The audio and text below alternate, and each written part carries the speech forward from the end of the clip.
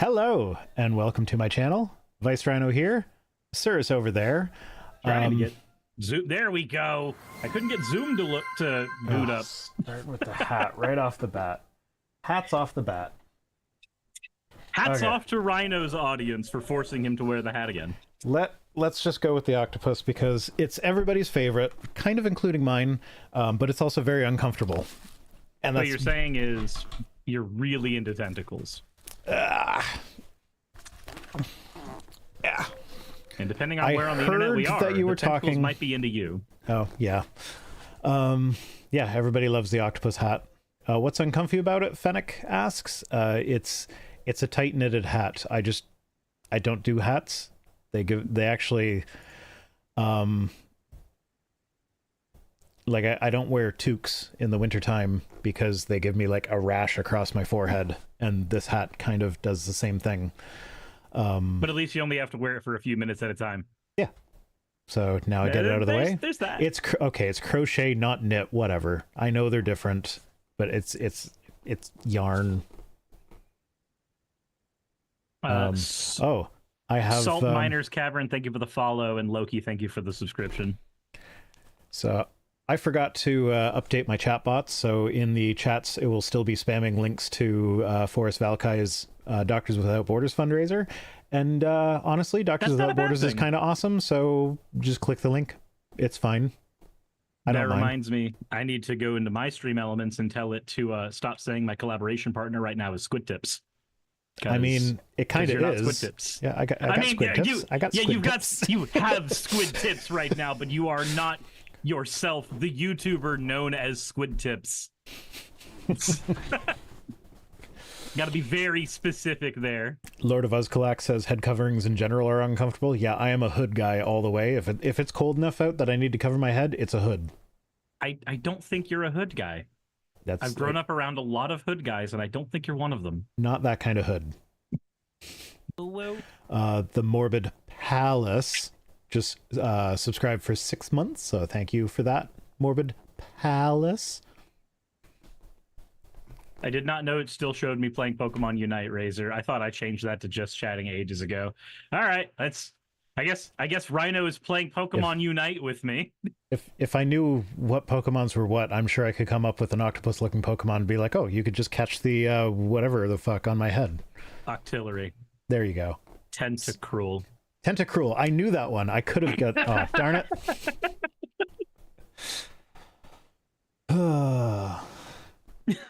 Like, there's a few of them, actually. There's one octopus Pokemon that's not even a water type. It's just a fighting type.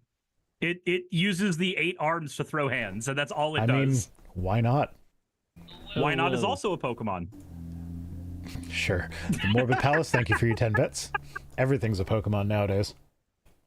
Even vanilla ice cream is a Pokemon. It's called Vanillish. I'm not actually surprised. I thought you might have been joking at first, but then I'm like, nope, that's probably true. Look, as of Generation 4, God is a Pokemon. They have a fucking Donald Trump with a nicked ear Pokemon. They do! They do have that. But no, like, we have God as a Pokemon right now, so now we get to have... I no longer have the picture set up and ready to go for that, but I do have this. I still have that. What do you mean, God damn it? Do you not approve that message? I approved the message, but not how it got there. Karen Tuplin send pounds. Say hi. Thank you. Thank you, Karen. Hi. Rain Beast says, I love this interaction. Look, I think that's something that I want to do is I want to get you playing Pokemon Unite with me, because we did a community night for it. Do I want to know why Axo wants to know my birthday? Axo asked me the same thing last stream, I assume that it's benign. It's June 11th, so I assume that by the time that comes back around, Axo will have forgotten. Maybe whatever possibly. They're about to do. But no, I want to get Rhino on Pokemon Unite, playing with me, with or without my community. I did a whole community thing last stream where everybody was coming in and free playing, and that was fun. That was fun, but I think it'd be fun to bring you in. You're just like, oh look, there's Charizard. I want to play Charizard because I know that one. Oh no, what's that dragon that looks like a motorcycle? I don't like it because I don't know what it is. So, plot twist: Axo is actually just fishing for all of our security answers. Yes. Next Axo is gonna go, hey, what was your hometown? Hey, real quick, what's your favorite What was the first car you ever drove? Just curious. What was your first pet's name? I really want to know the lore, you know? I always hate the ones that go by mother's maiden name, because like my mother currently goes by her maiden name, so anybody that knows my mother's maiden name. How is that a security question? Rain Beast says, which dragon bike? Miraidon.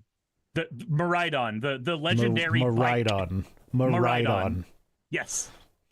That sounds like a it sounds like a Sibian you got from Temu. Rain Beast had to correct, there are multiple. There's Cyclizar, Koraidon, and Miraidon. Look, I forget because I still have only played like 3 hours of Pokemon Scarlet and Violet, and I didn't like open world Pokemon the way that was built, so... Oh, apparently Axo is giving us Pokemon. My Pokemon is number 116, which is Horsea. I mean, that works out. That's also one that I know, so that works. Look, Horsea, in Generation 2, Horsea gets one of the best evolutions of any Pokemon, and it's Kingdra, and I will always, always be a fan of Kingdra. Just, hey, this Pokemon's Dragon Water. What's it weak to? Weak to? We forgot about that when we combined those types. See, I just remember weak to dragon. I just remember watching the show as a kid and thinking about Horsea and being like, that's just a seahorse. Mm-hmm. That's not a Pokemon, that's just a seahorse.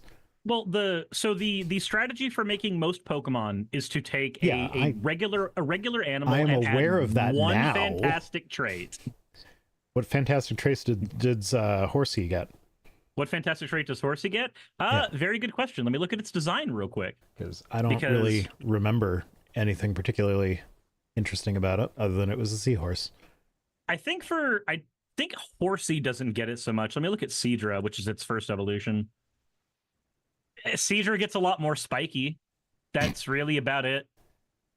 I guess it's just as it evolves, says it starts looking more like a dragon. Horsea can be pregnant as a male. I mean, it's seahorse dads. Seahorse dads. Did they ever talk about, like, did Pokemon ever get into how they reproduce? So yes and no. So they did get into how they reproduce. They all reproduce with eggs. Even the mammalian ones, they reproduce with eggs. However, the way that it's described in both the anime and the games is... Oh, no, I don't know. I don't want to know where this is going.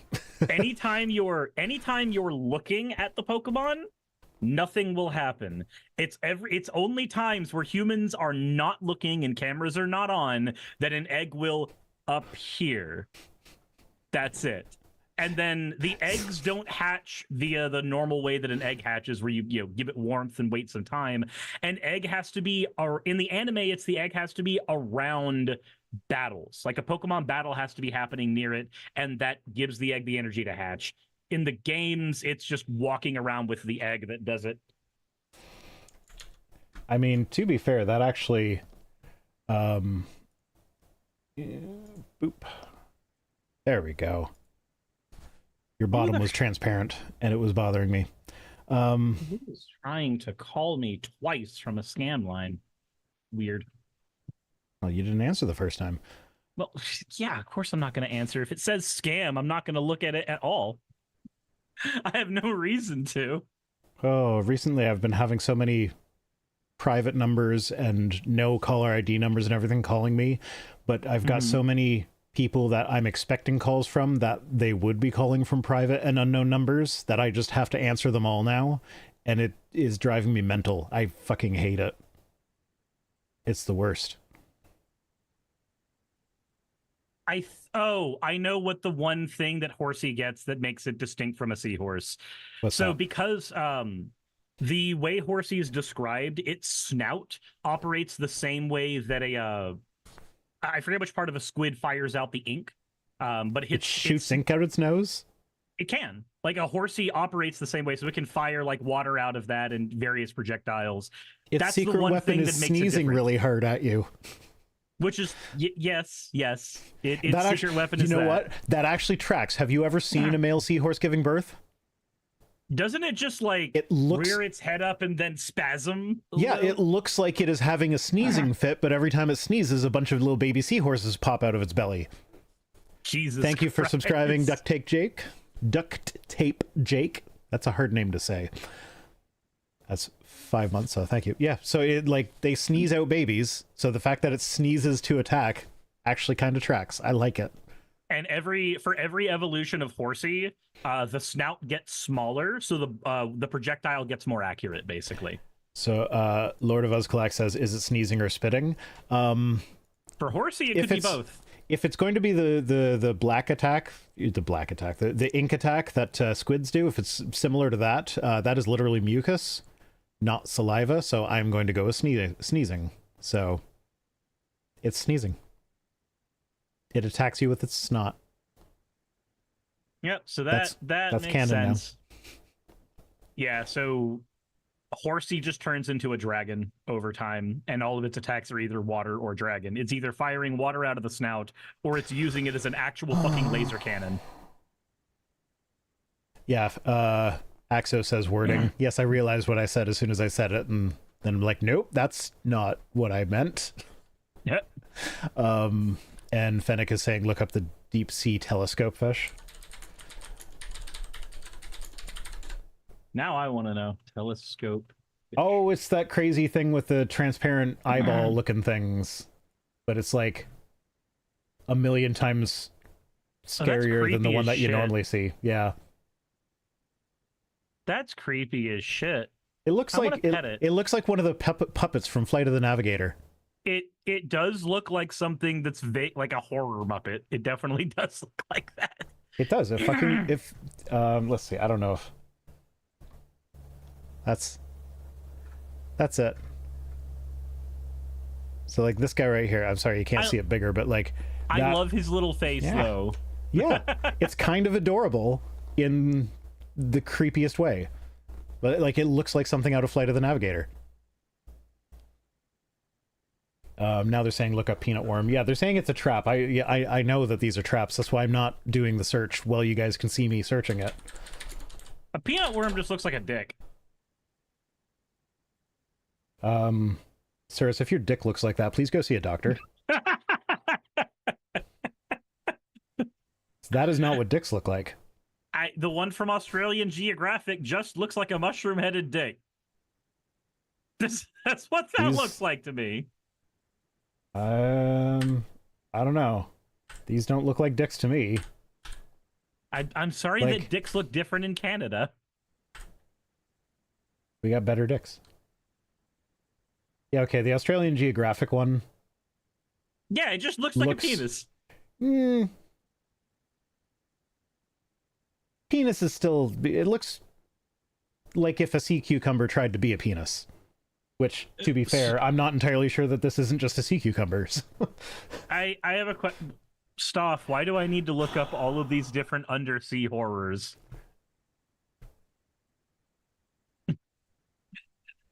Like, I looked at the bobbit worm. It looks cool, but I don't know why I'm looking them all up now. Look up the Z Frank video on bobbit worms.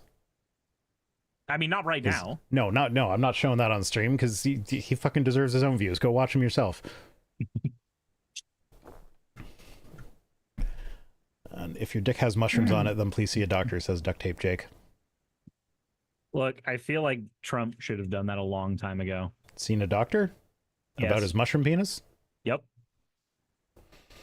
You know... Yeah, do you really want a doctor fixing that, though? Do you want him to be able to have more kids? Look, he's already firing dust at this point anyway. What's the difference? He's also firing Melania, apparently.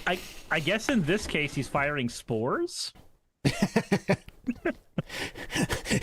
Now I'm just picturing little Trumps growing everywhere, all over his bedroom. Look, Saki and I have been doing a Pokemon playthrough where we use dice to determine what Pokemon we're allowed to catch during the run. And I got stuck with a Paris. So I started looking up all of this shit on Paris. Apparently, there is a Reddit, there's a subreddit called like r/science fiction doctor or something like that, where you could actually ask a doctor about, you know, different science fiction animals, and they'll role play back to you as if they're a doctor looking into this. So one person role plays bringing their Paris to a doctor and going, hey, so I know that my Paris is going to get taken over by these mushrooms eventually. Is there any way that I can save it from that fate? I want it to live. I want it to be okay. Can I cut the mushrooms off of it? And they're just like, that's not how spores work. I'm sorry. You can't just cut the top of mold away and expect everything underneath to still be okay, my guy. That's not how that works. Yeah, we just talked about that with Forrest last week. Yep. Okay, 2 more Googles, then I'm cutting you guys off. So Axo's telling me to Google the Olm because it's the cousin of an axolotl, which, yeah, it looks like an axolotl tried to be a worm. Where's my button? There's a button to show this. Axo, there we are. It's an axolotl that tried to be a worm. Axo, do you want me to make a Magic the Gathering axolotl deck? Like an axolotl commander deck? It's a snekolotl. It's a snekolotl? Snekolotl. That's what I've decided to call it. I like that. It's a snekolotl. And then it says, show us the mold walls. The other one... I don't want to show J.K. Rowling's house. And then the other one was the bonnet head shark, because it's kind of cute. I don't know, it looks just kind of like... It's like a snubbed hammerhead. It looks like a hammerhead that didn't commit to the bit. Yeah. Thank you for the hydrate, Jassa. I appreciate it. So, yeah. Anyway, I didn't really collect news items that we're not covering, so we can just get straight into the news after talking about various animals for 20 minutes and Googling undersea horrors. Now I need to ask you one quick question for one of these items. What's that? Are we covering the recent legislation in Georgia? No. Okay, because I'm going to be covering it later, but I want to spoil it for my audience. Georgia just banned gay marriage. Oh, no. Oh, that Georgia. Okay. Yeah. Yeah. No, I thought about that one. Yeah, the Georgian parliament passed the bill, but it hasn't. So the fact checkers on Twitter went, the parliament passed the bill, but it has yet to become law because the Georgian president will try to veto the bill. I'm like, the fact that it passed is scary enough. Yeah, that it is. Okay. Articles. Laura Loomer isn't Trump's Achilles heel. She's a whole Achilles leg. I really don't want to think about Laura Loomer anywhere near Trump's leg. I feel like she'd be a lost dog humping it. I mean, they chose like the least flattering picture that exists of her. There is no flattering picture of that woman. I'm sorry. I saw her on Tim Pool talk about executing traitors. and how that would be such a good thing, making Tim end his stream early. Like, I'm sorry. There's nothing flattering about this fucking woman. She's a hyena. Yeah, that's fine. So opens up. This is from the New Republic. This Michael Tomasky is the author. I'm not going to read the whole thing out verbatim because he puts a lot of artistic flair into his writing. So if you want to read the whole thing, go read it for yourself. It opens with, remember back in the spring when the conventional wisdom was that this Trump campaign was a highly polished operation? No, I don't remember ever thinking that about a Trump campaign. Did you just mute yourself to me and say something to your stream behind my back? Yes, because I got a resubscription and I wanted to thank them for it without interrupting you. Okay. I thought maybe you were like talking shit to me to your stream. Oh no, hold on. Let me do that real quick.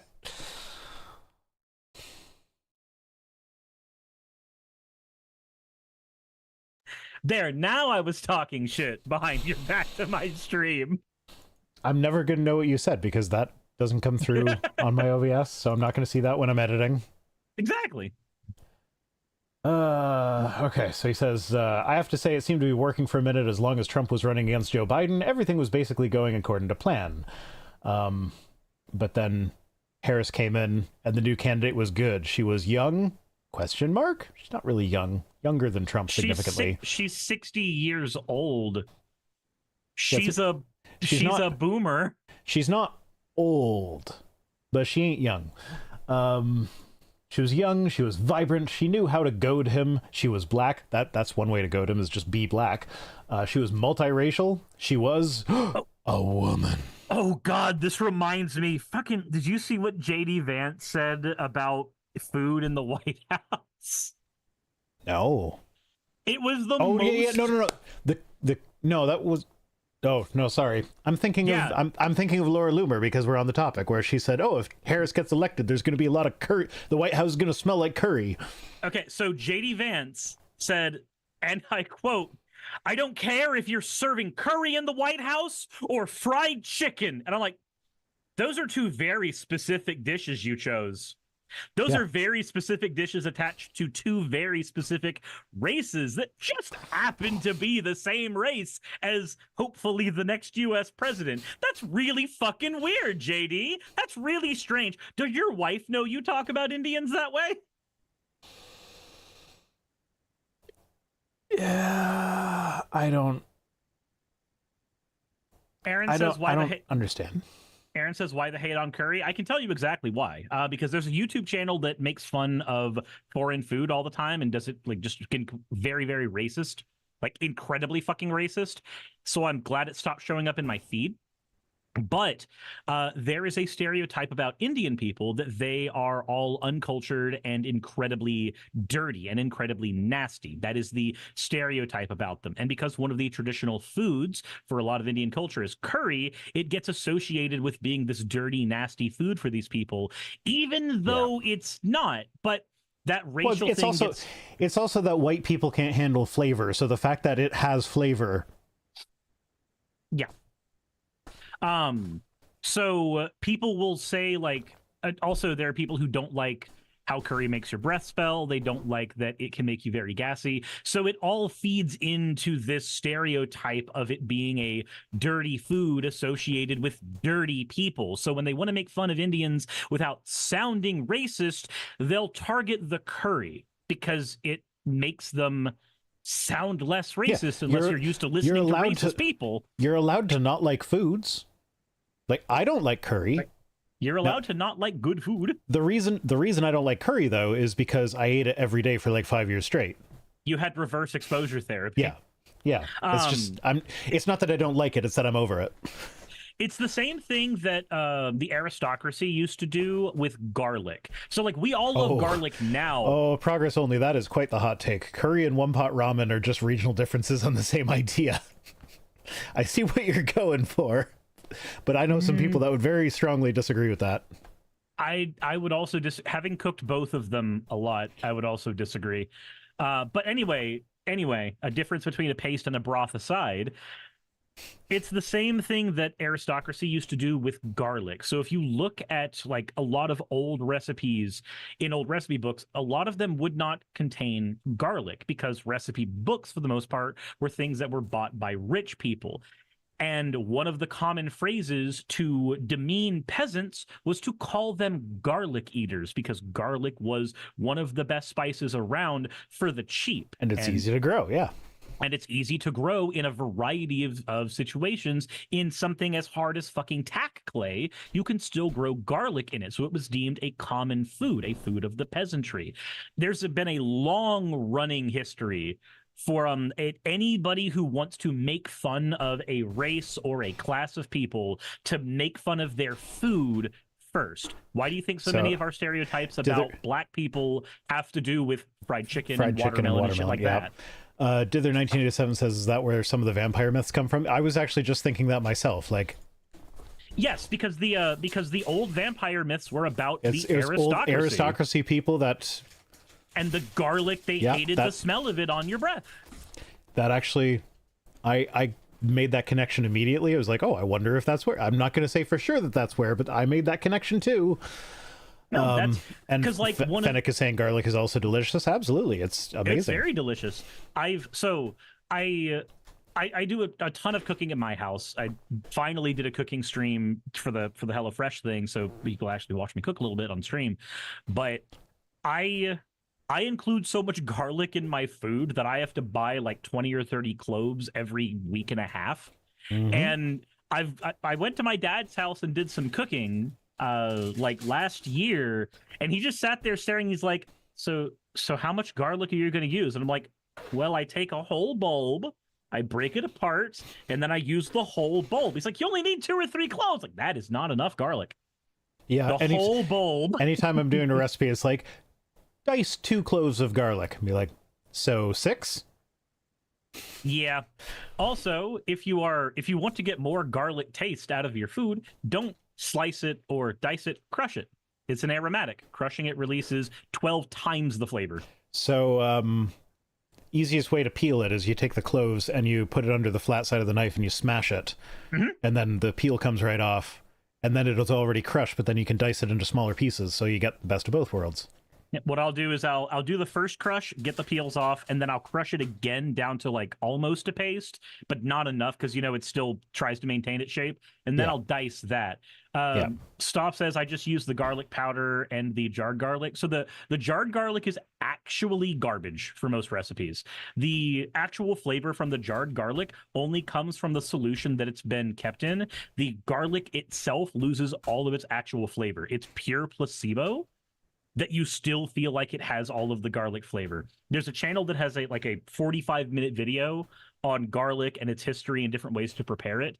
And I've watched that video 3 separate times because it's so good. He has that interspersed with his H-Bomber Guy playbacks. I've watched a lot of H-Bomber Guy replays. Powdered garlic, though, the rehydration process for powdered garlic actually does make the flavor come out a fuck ton. Dehydrated garlic is really good. Fresh garlic crushed gives you a lot of garlic flavor. Jarred garlic has the least amount, period. Jarred garlic is good if you're combining it with the powder, so you get all of the flavor from the garlic powder, but the texture from the jarred garlic if you're making like garlic bread. Outside of that, I used to buy jarred garlic all the time. I stopped buying it and started just using the fresh stuff after watching that video. It garlic pilled me. We're just going to go ahead and say that one. I got garlic pilled. Yeah, okay. Back on topic. Back away from the cooking advice. No, cooking is great, and more people need to learn to cook. So La Cavita and Whale, they're the Trump's campaign managers, were able to smother their candidates' true impulses and personality for a while, but like mold on an old loaf of bread, Trump's personality was bound to take over.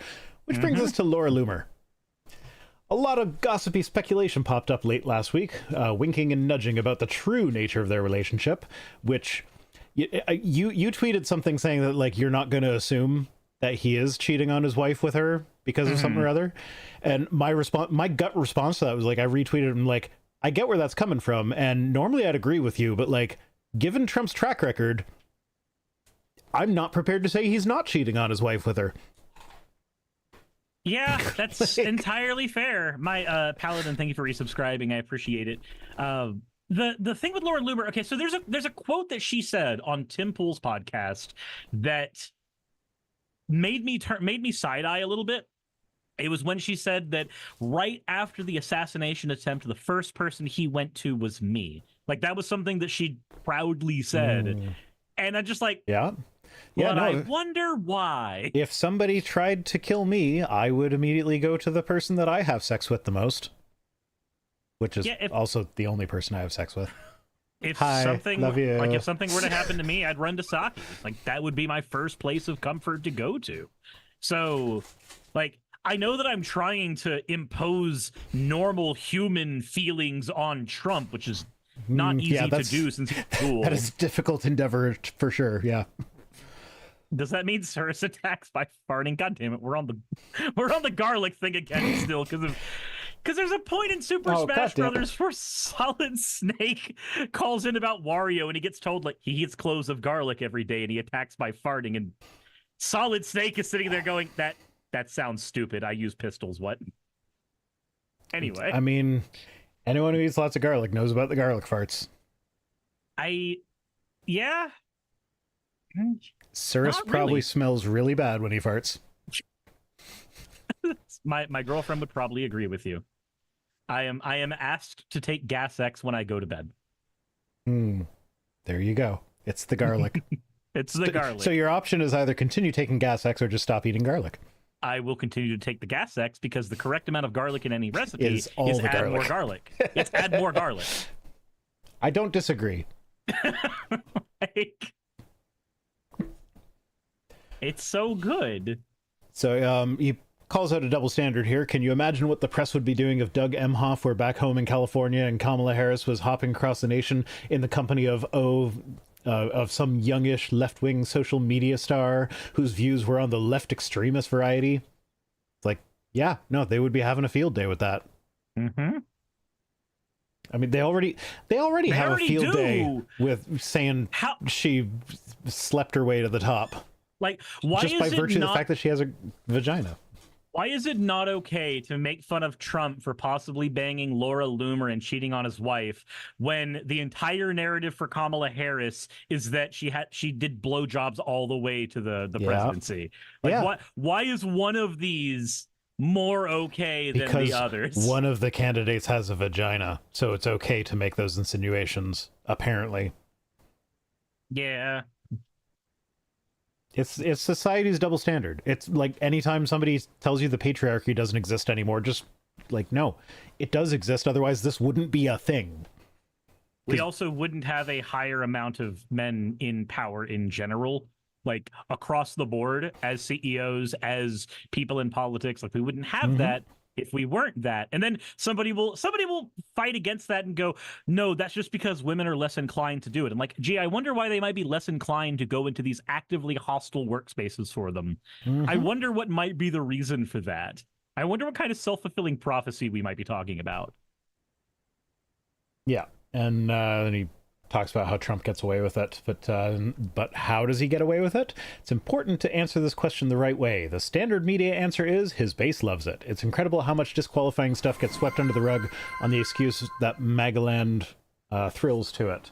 Which, yeah, that's a big problem that I have with him too. Like, because so many things that Trump has done, any one of them would have been entirely disqualifying for any presidential candidate in the past. Just any one of them. Like, starting with the grab him by the pussies comment. If you ask anybody what the worst thing Bill Clinton did was, most people are going to talk about the blowjob in the White House. Yeah. They're going to talk about the cigar incident in the White House. That's the thing they're going to point to more often than not. And then it gets lumped on Hillary afterwards, going like, why did you stay with this person that cheated on you? When nobody knows what the actual specifics of any of those relationships were, we just project our own onto them. Yeah, but then why is that the thing we think about the most when we talk about Bill Clinton? But when Trump does 10 billion Bill Clintons, it goes under the radar. He was found civilly liable for rape. how is that not worse than getting a consensual blowjob once? The fact that the judge in that case specifically said the only reason this didn't get called a rape case entirely was because in this specific area it didn't meet the criterion, but in every case, he is a rapist. Yeah. Like, you don't have to say alleged anymore. Jess is saying, remember what happened with Al Franken? Yeah, it came up that he had once taken a picture with his hand hovering over, not even touching, but hovering over a sleeping woman's breasts. And that was so embarrassing that he resigned. Yeah, Orla points out that's why if you are, quote, getting canceled, it has to happen from your own audience or it isn't effective. Yeah. That's the weird thing. Whenever somebody talks about cancel culture, they generally, unless they're on the left, they don't talk about the fact that it has to be your own viewers canceling you. Otherwise, it just galvanizes your base. Yeah, exactly. That's why so many people can go on media tours to complain about how canceled they are, because they weren't actually canceled by their own base. They were canceled by people that already weren't agreeing with them about stuff. As they, they're trying to cancel me. Let me go on 15 different news programs to talk about how canceled I am. Canceled. What's that one comic where the dude's like, canceled, silenced, nobody will let me speak. And they're just talking on like bigger and bigger national stages in every panel. Yeah. So the reasons that this guy gives, there are two factors that play into this aside from just the MAGA base loving it. And the first is that Trump lives mostly inside the bubble of the right-wing media that will never challenge him about anything. Like, they give him softball questions and try desperately to help him out when he fumbles the hamster. Yeah. Like, because they see their job as trying to get him elected and protecting him and rebutting all the criticism that comes from other liberal. I can't remember the dude's name. There was a Republican who was on CNN like 18 hours ago. I was watching it while cooking. And when the abortion thing was brought up, he constantly played defense for Trump, going, no, you don't understand. Trump is actually okay with abortion. He just wanted it to be a states thing. He's okay with California being as liberal as it can be on abortion, as long as the states are the ones to get the say. And I'm like, man, I wonder if you realize that if you go from everyone has access to half the people have access, that's a win for somebody who wants to ban abortion. Like, that means that things have moved further in their favor. That's not, I'm okay with California being that liberal. That's, I'm happy Georgia got to ban it. Oh, also, as long as we're talking about this, I've been meaning to mention this on every stream for the last like 3 weeks, but I haven't. I've got my bot posting in the chat to go check and see if you're registered to vote and get registered if you're not. So yeah, go ahead and do that. Goals out, please. Yeah, absolutely.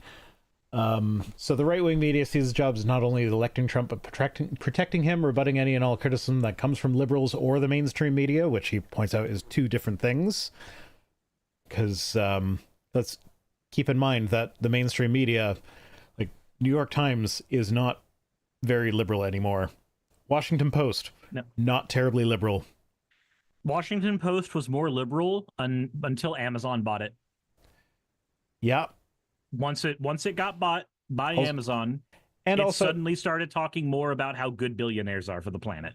He doesn't mention it in this article, but it is worth remembering that the #1 viewed news station in the entire world is Fox News. So anytime Fox News gets out there and complains about the mainstream media, they are the most mainstream of any mainstream media. So, like, fuck off with that noise. You can't complain that the mainstream media is attacking Trump when you're sucking his dick 24/7. And you are the mainstream media. Yeah. But then the second factor is that elected Republicans won't challenge him, and that's the biggest thing. So, like, you go back to the Access Hollywood Crossroads, the grab him by the pussy comment. So the moment GOP officials weighed in that they were signing up for, like, that is the moment that they weighed in with what they were signing up for and plunged ahead. And that is what he calls their original sin. And so, like, if they had been, like, if Republicans had been like, no, we can't support this guy, then none of this shit would have happened. and politics would have just carried on business as usual. But they are almost to a person moral cowards beyond the known exceptions who have paid for their principles with excommunication from the Republican Party, like Liz Cheney. Like, she literally gave up her political career in order to try and hold Trump accountable for January 6th. And, like, she's kind of a shit person when you look at, like, her voting record and stuff. But, like, she had enough principle to be like, no, we don't try to overthrow the government. That's not what we do here. And the Republican Party was like, no, actually it is. Bye. It's frustrating because there was a point in time where we had, and I think you and I actually had some of these conversations about a year ago, where it seemed like there was a legitimate split in the Republican Party that might fracture more and more, that would be seen as a very, very good thing. But as we get closer and closer to the election, it looks less and less like there's an actual split anymore. It looks more and more like MAGA infection just keeps proliferating outwards, and eventually we're just kind of stuck with that being the norm, as opposed to, like, because like this should happen with you know, the log cabin Republicans, right?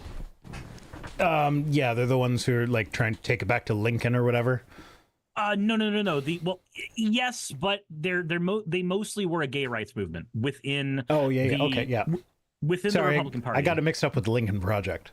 Yeah, the Lincoln Project's different. The Lincoln Project is very anti-MAGA. Like, very anti-MAGA. The Log Cabin Republicans used to be more anti-MAGA because they were the gay rights platform within the Republican Party, and then they got subsumed and became infinitely more anti-gay as time went on, which is really fucking weird. The leopards ate my face? Yeah, the leopards ate their faces. It's Razor Storm says it's the death of the GOP. It will be interesting to see what becomes of it after its death. The thing is, it's not the death of the GOP. It's a metamorphosis of the GOP into a far more potent monster. And I would say what it is more than anything is the death of euphemism, which I'm stealing from Innuendo Studios 110%.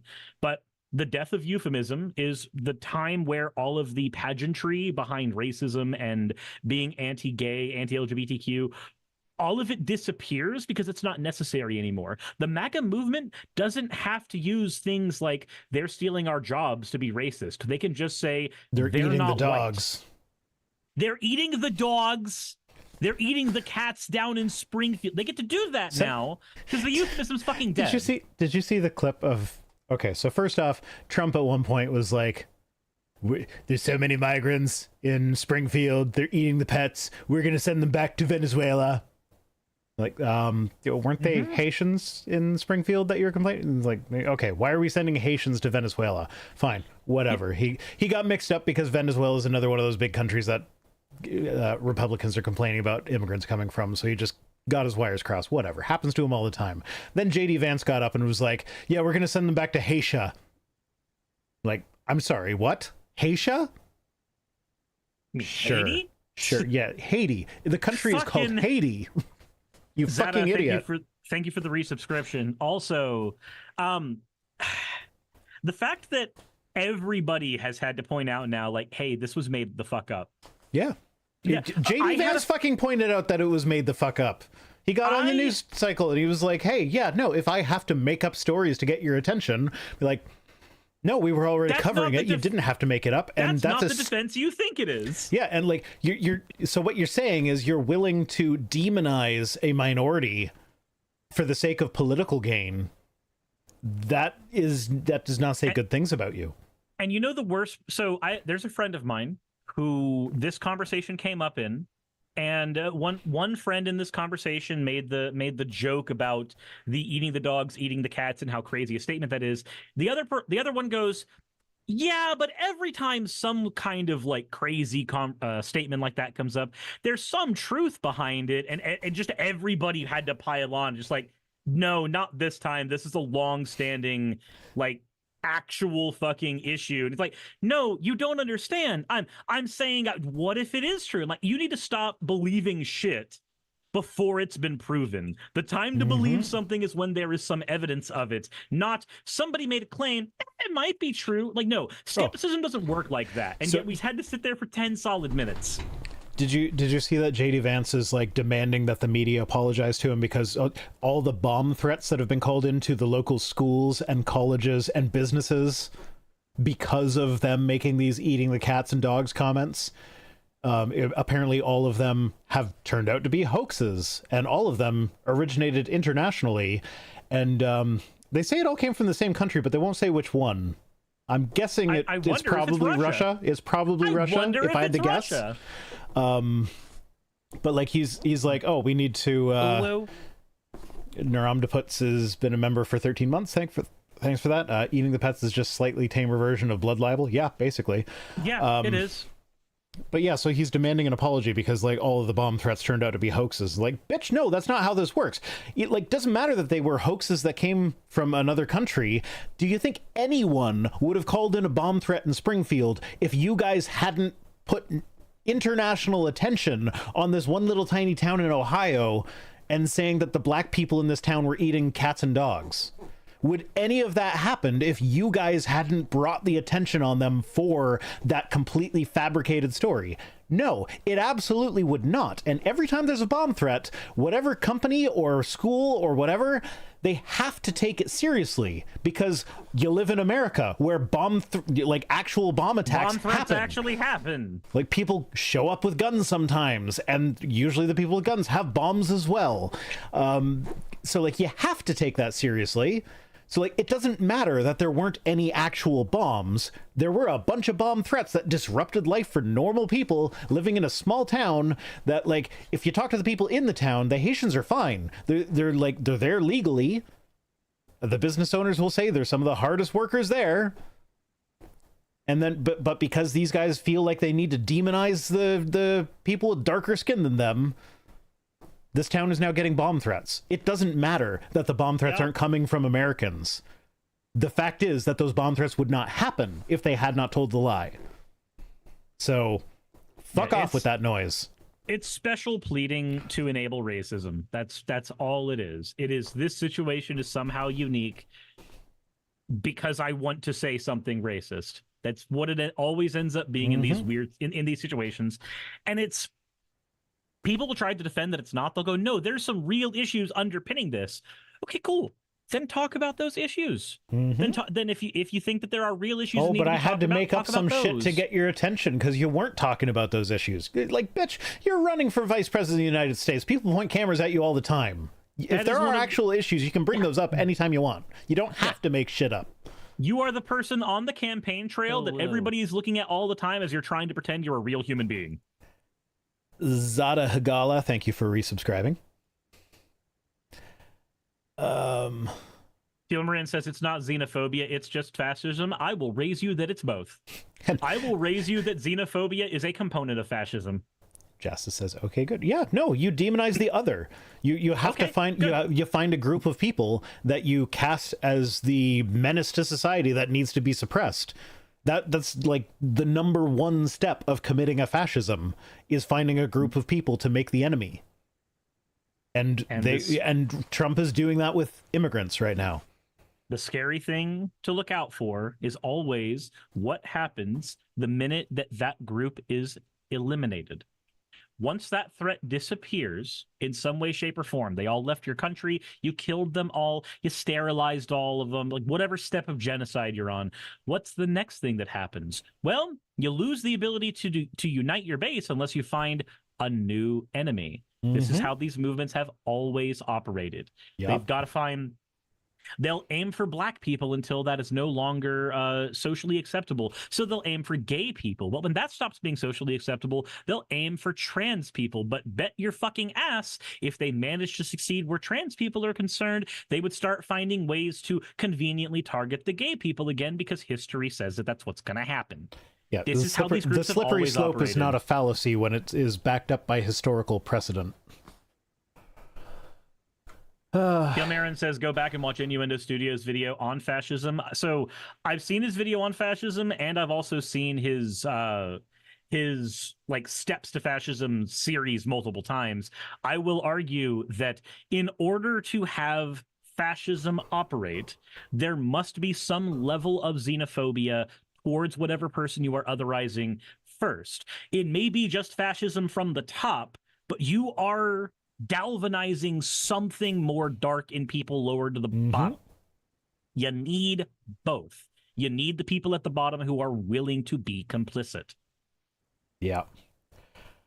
Anyway, back to the article. Lindsey Graham, one of the few who occasionally gravitate back to the planet to which John McCain usually kept him tethered, criticized the Trump-Loomer Association last week.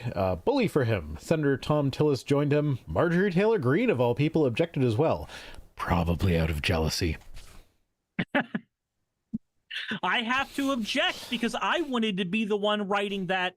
She doesn't like it when there's another crazy lady at the forefront. She wants to be the crazy lady that everybody pays attention to. She wants to be the one writing that former president. Disco stick? Nope. Look, Kamala's favorite curse word begins with M and ends with ucka, and she can't say it live on TV, according to her. Yeah. So Politico reported on Sunday morning that the relationship has become a source of deep worry for mainstream Republicans, and Trump allies are concerned about the far-right activist influence on the former president, but no one new was quoted on the record. And then they bring up the fact that J.D. Vance has not commented about the smells like curry comment that Laura Loomer has made, given that his wife is Indian. His wife is probably sitting there going, now I know you really want to get elected, but you also really want to stay married, right? She probably makes a wicked curry. And J.D. Vance probably can't eat it because he's white as fuck.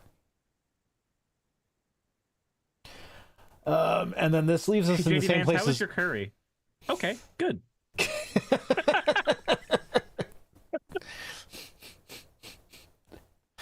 Oh, it was that thing was spot on. It was great.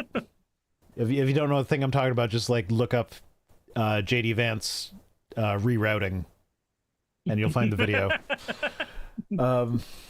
It says, this leaves us in the same place as always, ninny Republicans ninnying away to reporters off the record, but petrified of doing anything that might resemble standing for something. So, like, yeah, they'll always talk to reporters on the condition of anonymity, so they can say, oh, I hate what the Republican Party has become.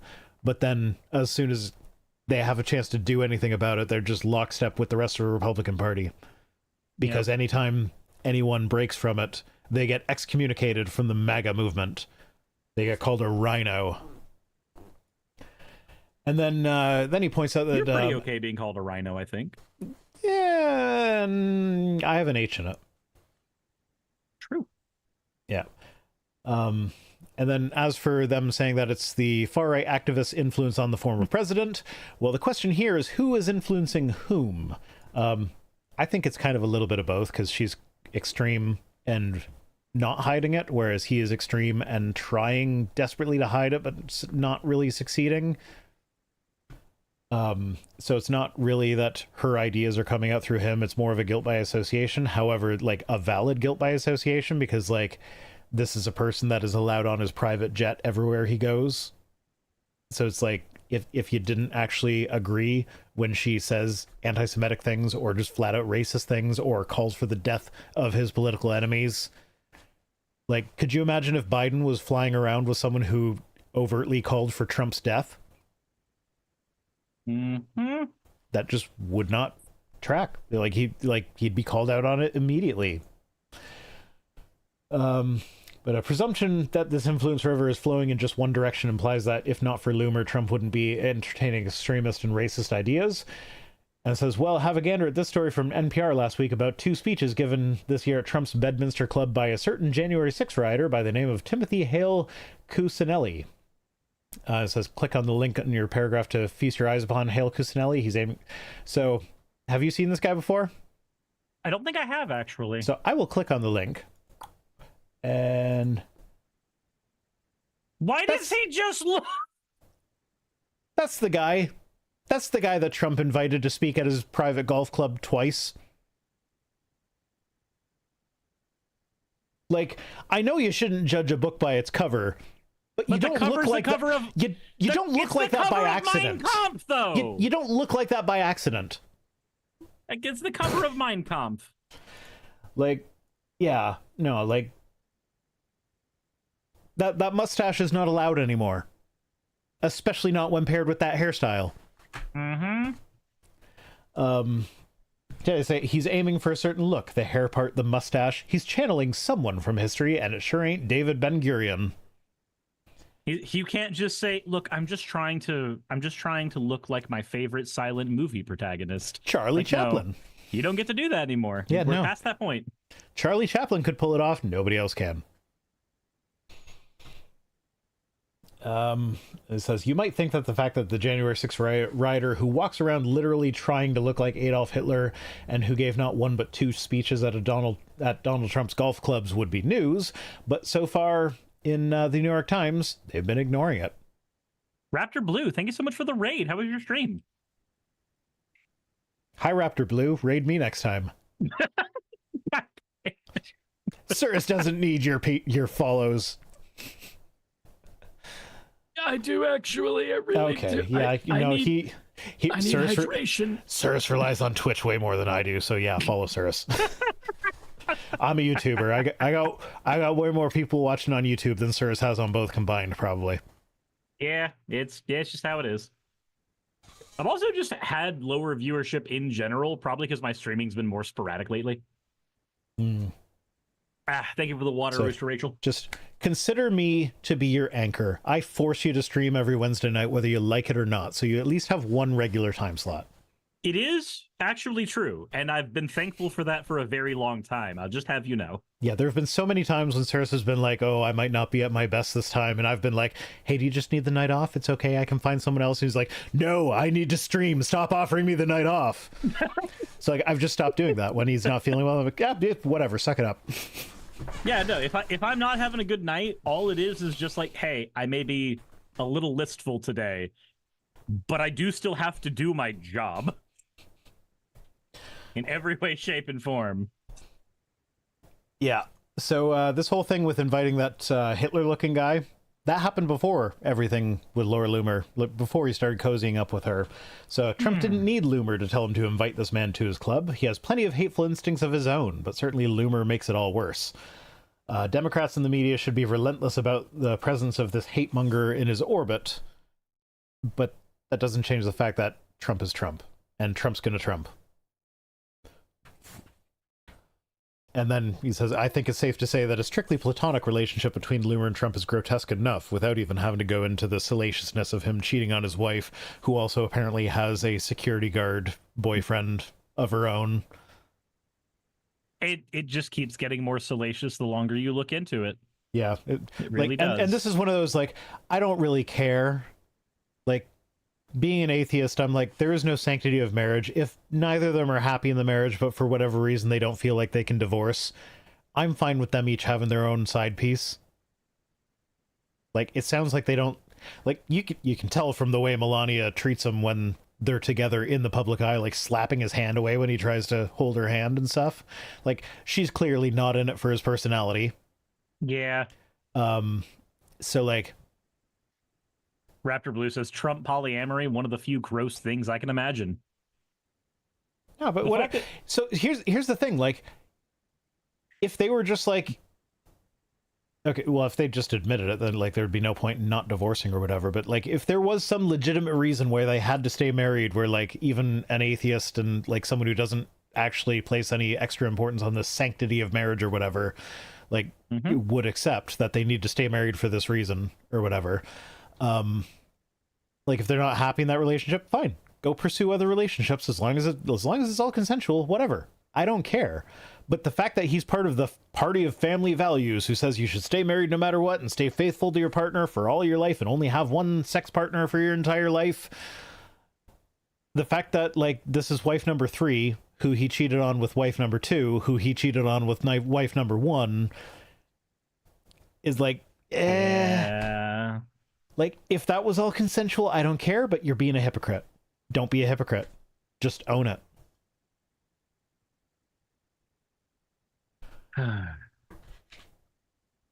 Yeah, and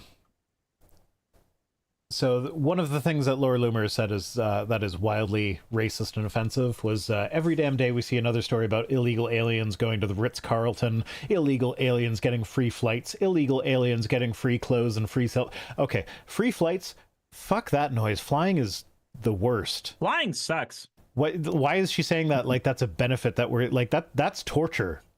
That's like Guantanamo Bay shit. That like okay, I'm exaggerating obviously, but it is bad though. Like flying sucks. Yeah. And then she says, and someone's going to snap. Someone's going to snap. It's going to happen. And you know what? I'm not going to care when it happens. You know why? Because there's only so much people can take.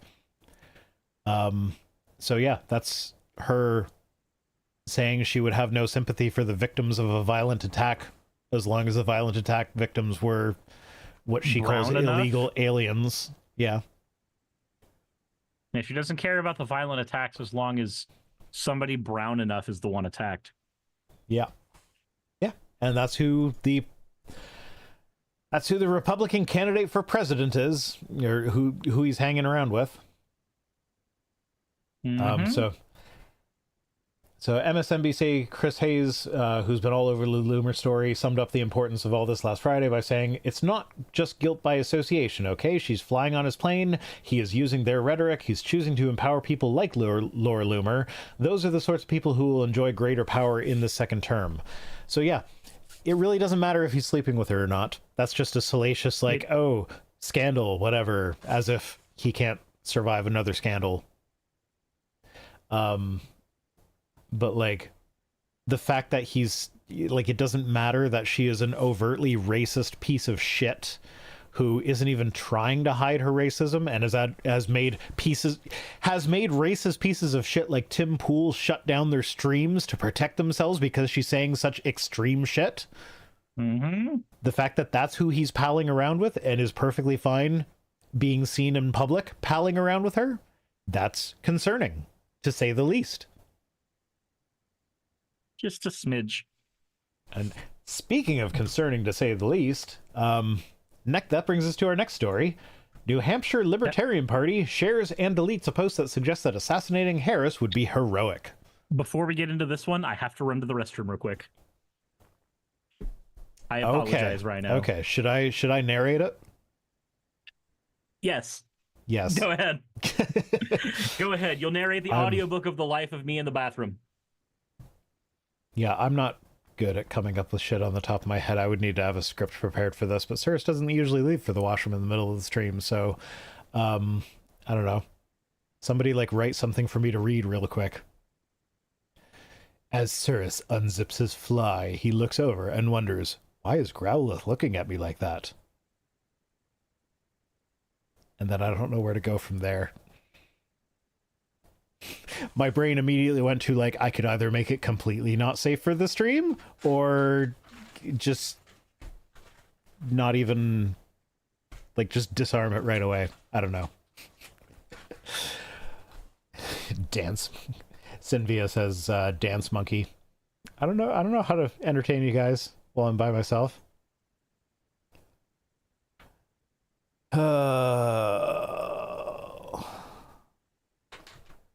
The asparagus was the answer all along.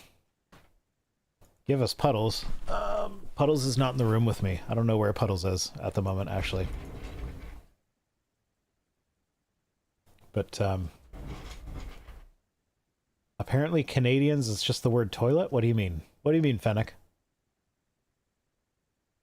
Go to the toilet, go to the washroom, go to the restroom, go to the bathroom. Those are all valid things to say. Am I a fan of Casual Geographic? I don't know.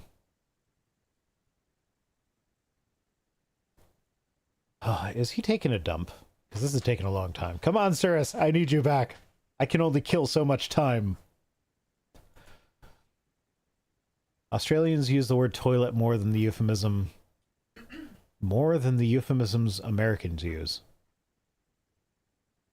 I don't know. Oh, no, yeah, no, we don't say water closet. I've always thought water closet was weird.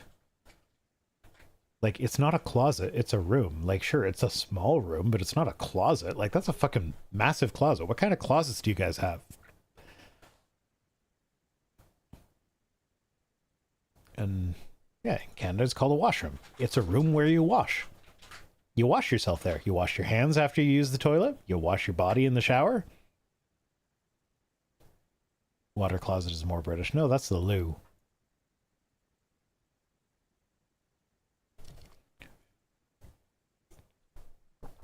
Okay, when Cirrus comes back, I'm going to, like, immediately jump into, like, some disgusting narration.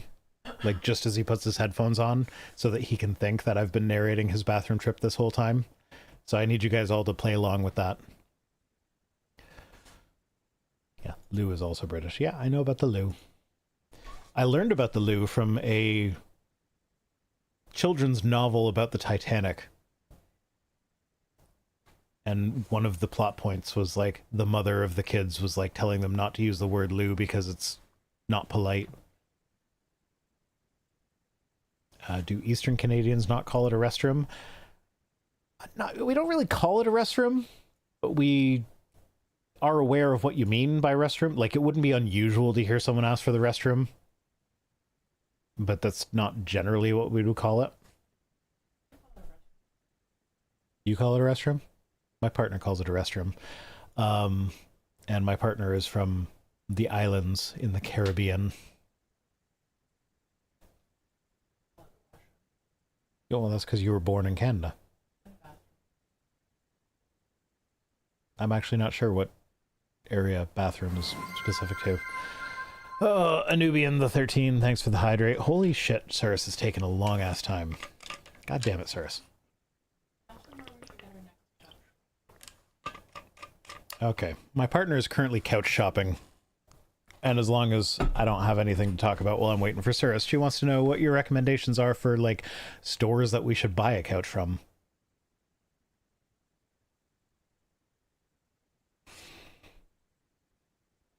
Apparently bathroom is very American. I mean, it is a room with the bathtub in it that you can take baths. Cat Nefarious Name of Doom says I like IKEA, so does she. So does she. We have gone there on dates in the past. Not to buy anything, just to walk through, because she loves it. And she gets ideas. And every idea she gets, I'm like, oh no, that idea costs money, doesn't it?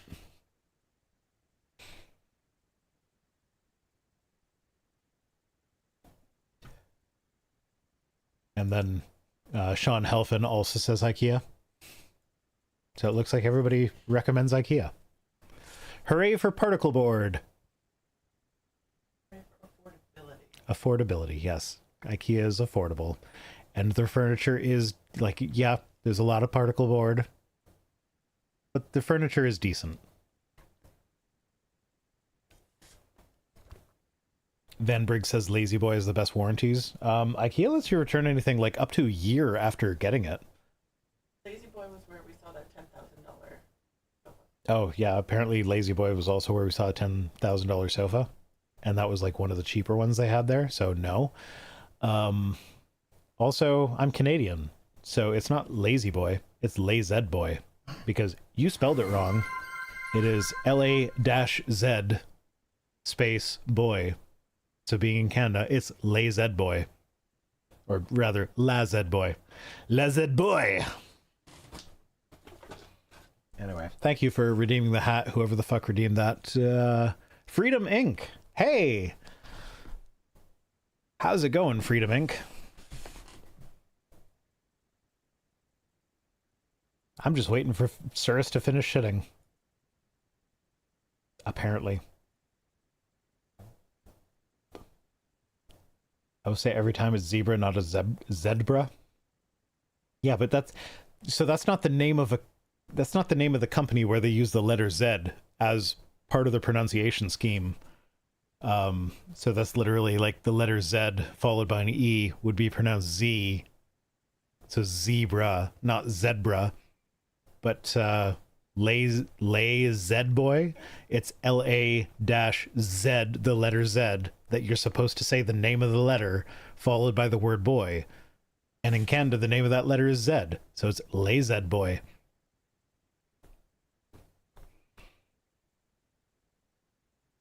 So, yeah. And because LA doesn't actually spell lay, it would be la, so it's La Z Boy. La Z boy. Actually, one of my favorite things is watching LTT video, Linus Tech Tip videos.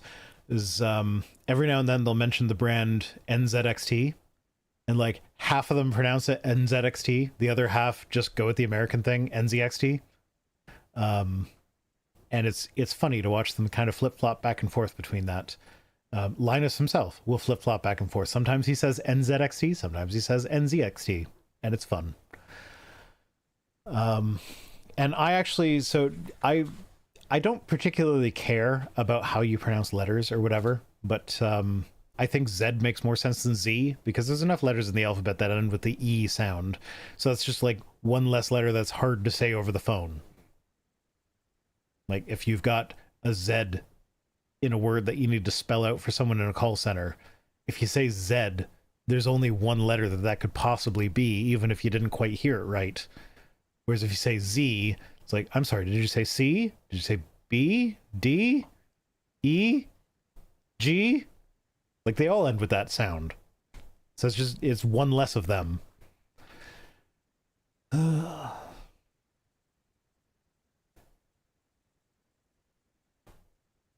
Just don't call centers. Trust me, I try to avoid it whenever possible. The most annoying thing in a fucking call center is when you're on hold and they're just sitting there like, hey, did you know that if you go to our website, you can do blah, blah, blah, blah, blah, blah. I'm like, yes, I fucking knew that. If I, like, that's the first thing I checked. I can't do the thing that I want to do on your website or I wouldn't be calling. So just stop telling me to go to your fucking website, you piece of shit, and answer the phone. So, yeah. Who is the worst hold music? My vote is Home Depot. So I used to get my internet from, I forget the name of the company. It was just like a small local company. And their hold music was literally like 15 seconds long and then it would repeat. And it was the most annoying thing because like they took forever to answer their phone because there's only like 2 employees there. And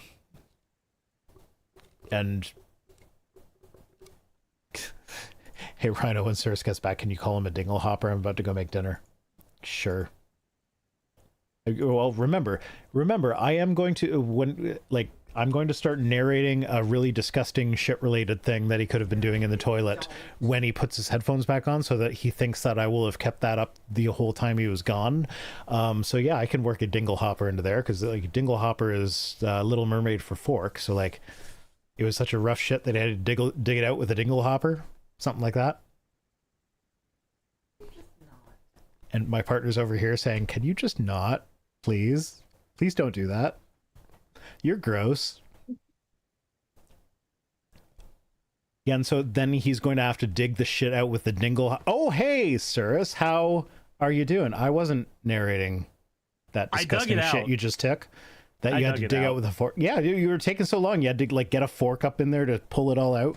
Oh yeah, I didn't have to pull it out. What I had to do is I had to take the fork, stick it in, and then swirl it around to turn it into a slushy so that it would be able to be consumed by my septic tank better. And now that nobody in our chats will ever be able to eat again, shitting bismuth, I threw out the bismuth crystals. Yes, I threw out your healing crystals. she doesn't advocate for healing crystals in replacement for medicine, but she does like have crystals around the house, and every now and then she'll like find out that there's like some property of crystals that she'll like give me the look and be like, oh, the crystal did that thing. Oh, I see. And one of the things is that like when she found out that the bismuth that we made crystals out of is the active ingredient in Pepto-Bismol. It's like, oh, so you use crystals to heal your stomach problems, do you?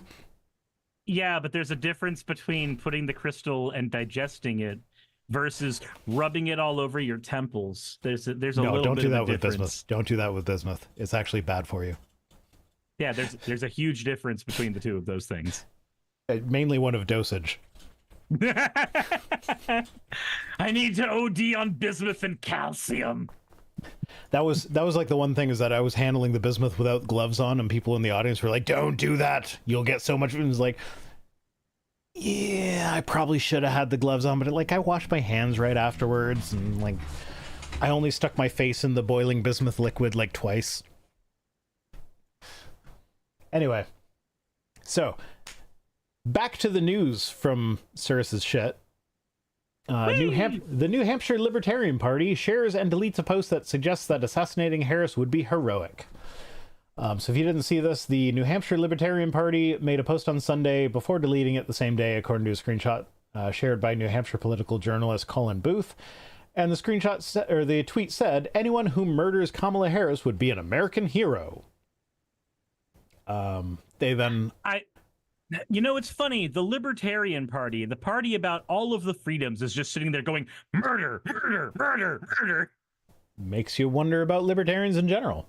Don't tread on me, but definitely tread on her. Here's the thing. Listen to the reason they say they deleted the tweet. Like, did they delete it because they realized that they were calling for political violence and that's a bad thing? No. Did they delete it because it's just a shitty thing to say in general? No. We deleted a tweet because we don't want to break the terms of this website we agreed to. Because it's a libertarians shame. are all about the rules were in place, therefore... Yeah, so I should mention this was sent to me by my anonymous source, as there are two news items that I got from them today. Yeah, the last one with about Lower Loomer was also sent by my anonymous source. Yeah, I see other things that others of you send to me, but my anonymous source just seems to be like more in touch with the kinds of stories that I am inclined to cover, so they're just really good at picking them. Sorry. But yeah, so they say this next sentence is the main reason I wanted to pick this, because I just thought it was hilarious. So it's a shame that even on a free speech website that libertarians cannot speak freely, libertarians are truly the most oppressed minority. I feel okay, so I'm just going to say something really, really blunt, but I think is entirely true. Every single person on here in their fucking political party right now grew up on 4chan hearing this exact phrase, and I shit you not, gamers truly are the most oppressed minority. And this is just a repackaged version of that. That is all this is. Yeah. Was that ever said without irony? No. No, in the beginning it was said with full chest. So the reason it was said in full chest, I can actually give you the history on this one. Does it tie into Anita Sarkeesian? No, this predates Anita Sarkeesian. This is Jack Thompson. This is ages ago. So this is like PlayStation 2, Xbox, and GameCube era. Jack Thompson started one of the most well-known political crusades against M-rated games. He began with Mortal Kombat and then got very, very famous for championing trying to ban Grand Theft Auto. When he did this, one of the results of that campaign was San Andreas did end up getting an AO rating because there was a hot coffee mod that you could, or glitch that you could make happen in the game, and there was a lot of awareness put towards that, so the game did get pulled from store shelves as an M-rated game. But because Jack Thompson put so much pressure on the games industry, as it saying that games were too violent, games had too much sex, games caused violence, games caused people to be degenerate, promiscuous, etc. He started so much of this rhetoric and championed it as one of the biggest names before he finally got disbarred for all of the bullshit that he spewed. People unironically would say that gamers are an oppressed minority because he was attacking gaming as a hobby in the same way that a Republican would typically attack a minority group, stretching the truth in all the same ways. So there was a point in time historically where this was said unironically and full chest. But then as time went on, yes, it started to become far more of an ironic and stupid memey statement. But it does have a little grain of truth if you look at the history of how games media has been portrayed and how one certain lawyer tried to go after them for so long. But I still wouldn't call gamers the most oppressed minority. Like, I wouldn't either. I would say that it was always a stupid statement, but there is a grain of where it originated from. Okay. So Chase Oliver, the Libertarian Party's presidential nominee, condemned the same deleted post. Thank you for resubscribing. Hammer the CLG? Hammer the RCLG. I always just said hammer the sig. And I've probably been saying it wrong the whole time. I mean, I only just figured out how to say morbid palace. Edic X in my chat says he's the reason they started to enforce age suggestions on games and movies. Age suggestions like the ESRB, I think, predates Jack Thompson. Yeah, but he is one of the main reasons we did have the AO thing for Grand Theft Auto eventually. So I actually remember being a kid with one of my friends had the original NES, and there was a game that they got that they called me up and was like, hey, I got a game. It has a sex scene in it. And when they would go like, look at this game, God of War. You have sex to get your health back. No, it wasn't God of War, but I don't remember what the fucking game was. But I do remember being super disappointed when I finally I went over to his house and he showed me the sex scene. The sex scene was literally just like a guy went into a house and you saw like silhouettes of like two people kissing, and then like the lights went out, and it very, very, very heavily implied that they had sex, but there was nothing explicit about it. And I remember being very disappointed with that. So it's like, yeah, no, the game didn't make me a pervert. I did that all on my own. The game disappointed me because it didn't hit my perverted desires as a horny teenager. Actually, I was probably preteen then. But Sean Helfin says it was on Nintendo. It was obviously Earthbound. Maybe. I don't know. I seem to think that it was like some film noir knockoff where you're like a detective trying to solve a crime, and that was like the love interest woman that is always in the film noir things. I don't remember really, for sure. She bounces between either being a damsel in distress or a femme fatale, depending on who's writing the story. Yeah, so anyway, Chase Oliver wrote that as libertarians, we condemn the use of force, whether committed by governments or individuals or other political entities. We are dedicated to the principle of non-aggression and to the peaceful solutions of conflict. Not all libertarians are equally dedicated to that. But go on. Yeah. And he says, this is also something we pledge as a part of attaining party membership. What? A governing body that you need to meet certain criteria to become a member of? That sounds anti-libertarian to me. He says, Libertarian Party of New Hampshire statement should rightfully be condemned by all people. Yeah, sorry, like, the whole libertarian mindset, that goes against all of it. Like, I used to have libertarian tendencies myself. This would have rubbed me the wrong way. At the time. Just like hearing that they would. But like, however, I would not have responded like the Libertarian Party of New Hampshire, which responded to it by telling him to fuck off, read any book on libertarianism, and then call him a homophobic slur, which I'm guessing also starts with F. Jesus Christ. I'm hearing the same thing that happens when like some hardcore like tanky goes read theory and then puts a slur at the end of it afterwards, when you're just like, yeah, but I did what? Okay. That's basically the end of this news story. But before we go on to the next one, I do have to use the washroom, and I have built in some protections this time against Cirrus doing what he did last time. So I'll be right back. You've built in some. Is the protection when the holding? Live stream fades, beer slips away down to my bladder. I can't narrate him shitting because now he's just singing. Longing just to burst. I thought he was going to keep the headphones on so he could hear me articulate his poo. Into the toilet. I wonder if I can harmonize with this.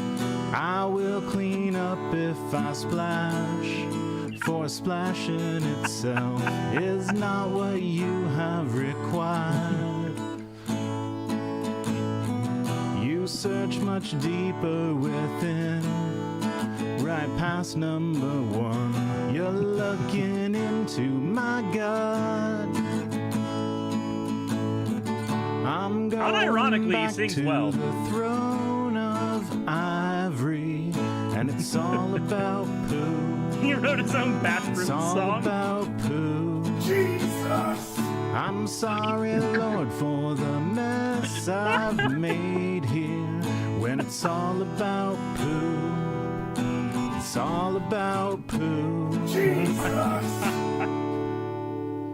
You did this, Cyrus. This is your fault.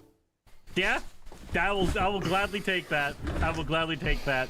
I don't think you went to the restroom. I think you went to go get a beer because that was timed perfectly. No, I did go to the restroom, but I rushed back. I ran up the stairs. I'm like, oh, the song's ending. Gotta get back. Gotta get back. And You timed your bathroom song. I did, yes.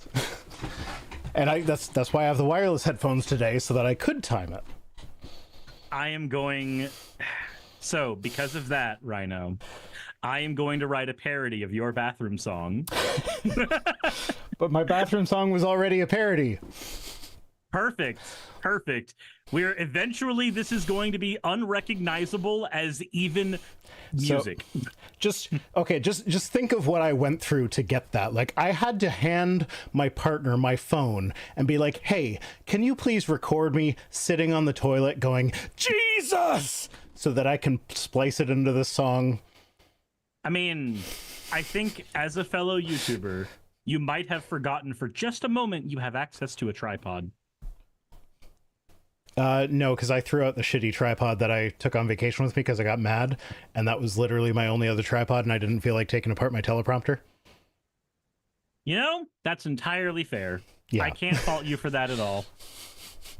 I got mad at that thing when I got back, and I'm like, oh, fuck this. If I need to travel with a tripod again, I'll just buy a new one and buy a good one, because this thing's a piece of shit. Hey, that's my ring light actually broke inside my car. The one that I normally take with me for traveling. Okay, just the track of the conversation that we've had so far. When you said inside, my car was not what my brain autofilled. my ring light broke inside my ass. Me and Saki were using the ring light the other day. You see? Is it in yet? Turn it on. I need to know. I think I got the Rona, and Donald Trump said that light will solve it. Black light. One man, one ring light. Alex Markle says, aren't they like $10? Are you talking about tripods or ring lights? Because you can get a $10 tripod, but that thing will probably make me even more angry. It's like the one that I got angry at that I threw out, that thing was like $50 to $75. And it was a piece of shit that, like, not even joking, the video that I recorded with that thing took probably twice as long as my normal videos would have taken. Now, there was more than just the tripod that impacted that calculation, but the tripod was a significant portion of it. So, like, yeah, you can get a $10 tripod, but that thing will be even worse than the piece of shit that I was using. So, like, The a $20 decent Amazon tripod, basic one isn't terrible. a decent tripod, I bet you it is compared to what I'm used to now at this point. Like, I won't spend less than $150 on a tripod at this point. I don't have 150 money for a tripod, which is why I haven't replaced it yet. I can't justify that. Need more units of money. Yeah, no, I haven't replaced it yet because of that, because I don't really need another tripod at the moment. So, like, I can't justify the expense, but but the downshot is that I need to occasionally look at my partner and be like, hey, I need you to record me in this really weird scenario that you're gonna, like, look at me funny for, and then just be like, you have a weird job, but it does pay the bills. Yeah. All right, final story for the night. The U.S. Secret Service is investigating Elon Musk's assassination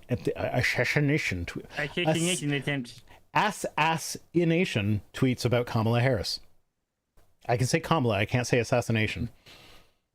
I forget what he actually said specifically, but I remember he deleted it. So U.S. Secret Service has said that it's aware of deleted tweets from billionaire Elon Musk questioning why no one has tried to assassinate Kamala Harris or Joe Biden. Is it maybe because they don't use the same kind of inflammatory rhetoric that galvanizes bases into doing things against them? Is that maybe why? Calling Trump a threat to democracy is a direct call to violence against him, which is why we should actually prosecute him for calling for violence against the New York Times that he did immediately after the last quote-unquote assassination attempt. Like, remember, everybody, demonizing the mainstream media is one of the 10 points of fascism. Is it? Just saying. Huh. Yes, actually. Huh. How about that? Yeah, Umberto Eco was very specific that was one of the things that a fascist does. Who would have ever thought? Did you seriously not know that one? No, I knew that one. Okay. Just trying to that gauge was all the performative sarcasm. Yeah, no, that is. I mean, Justice, you never know in this day and age. Justice, I thought there were 14 points. So there's a bunch of different schools for it, but Umberto Eco, I believe, did he use 10 points or 14? It's been forever since I made the video where I used his and Lawrence's points on fascism. I don't remember. It's been a while since I've read that as well. But yeah, no, it is. Demonizing the mainstream media is definitely on the list. Like right after finding an outgroup to demonize. So the Secret Service said that that it is aware of the post and that it intends to investigate the matter. So this is coming to us from Pink News, and I love what they do here in a minute. But so they say it's aware of the post made by the CEO of X/Twitter. It's like, okay, that's fairly normal. Most news outlets will be like X and then in brackets formerly known as Twitter. But we'll get to why I like the way they're handling this in a minute. Following the breaking news, or the news breaking that a Secret Service agent had intercepted the gunman as he fled the scene, excuse me, Musk posted, and no one is even trying to assassinate Biden/Kamala, which sounds an awful lot like a call to violence. Just a little bit. Yeah, no. Just a little bit. Yep. And then after it became clear that was not such a smart thing to tweet, he tweeted out, well, one lesson I've learned is that just because I say something to a group and they laugh doesn't mean it's going to be all that hilarious to post on, and then they use the square brackets to indicate they're modifying the quote, Twitter. It's like they're not even going the X and then like in brackets afterwards formerly known as Twitter. They're just changing his tweet to read Twitter, and I love that they did that. That's just like, mwah. Fuck you, Elon. Yeah.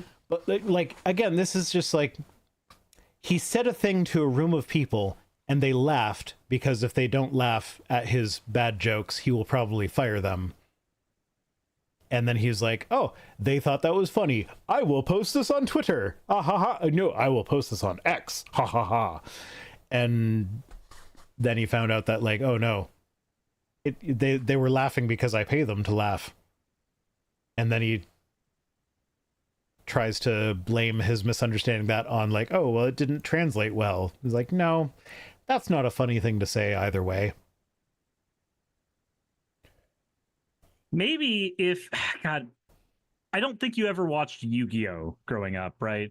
Like, or not, I've seen a handful of episodes, but not really.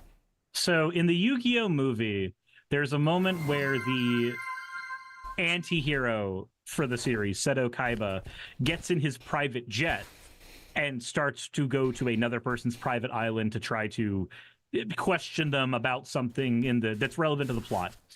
And the music that plays in the background literally says, how come my only friends are the ones I've paid? That has big Elon Musk vibes. Yeah. Ay. How come the only people that like me are people that I pay to like me? Maybe it's because you're an asshole. That's like, I saw a post, I don't know how real it was. I just kind of assume that all of these things are 100% made up at this point with like dead internet theory. But like there was a post where some guy was like, hey, my wife, before I married her, she was this vibrant and excited and full of personality and life and happiness person. And then like, as we were married for several years, she became like depressed and sad and grumpy about everything. And then we got divorced and I saw her at this event and she was back to the person she was before I married her. It's like, why couldn't she have been that for me? Like, hate to break it to you, dude, but you were the problem in that equation. Like, there's really no other way to say it. And like, that's you're the common denominator and wonder why. Yeah, that's kind of how I look at these things. Like, yeah, and this is like, there is actually like, there have been studies on this where people who have lots and lots and lots of money are often less happy because they can't make social connections.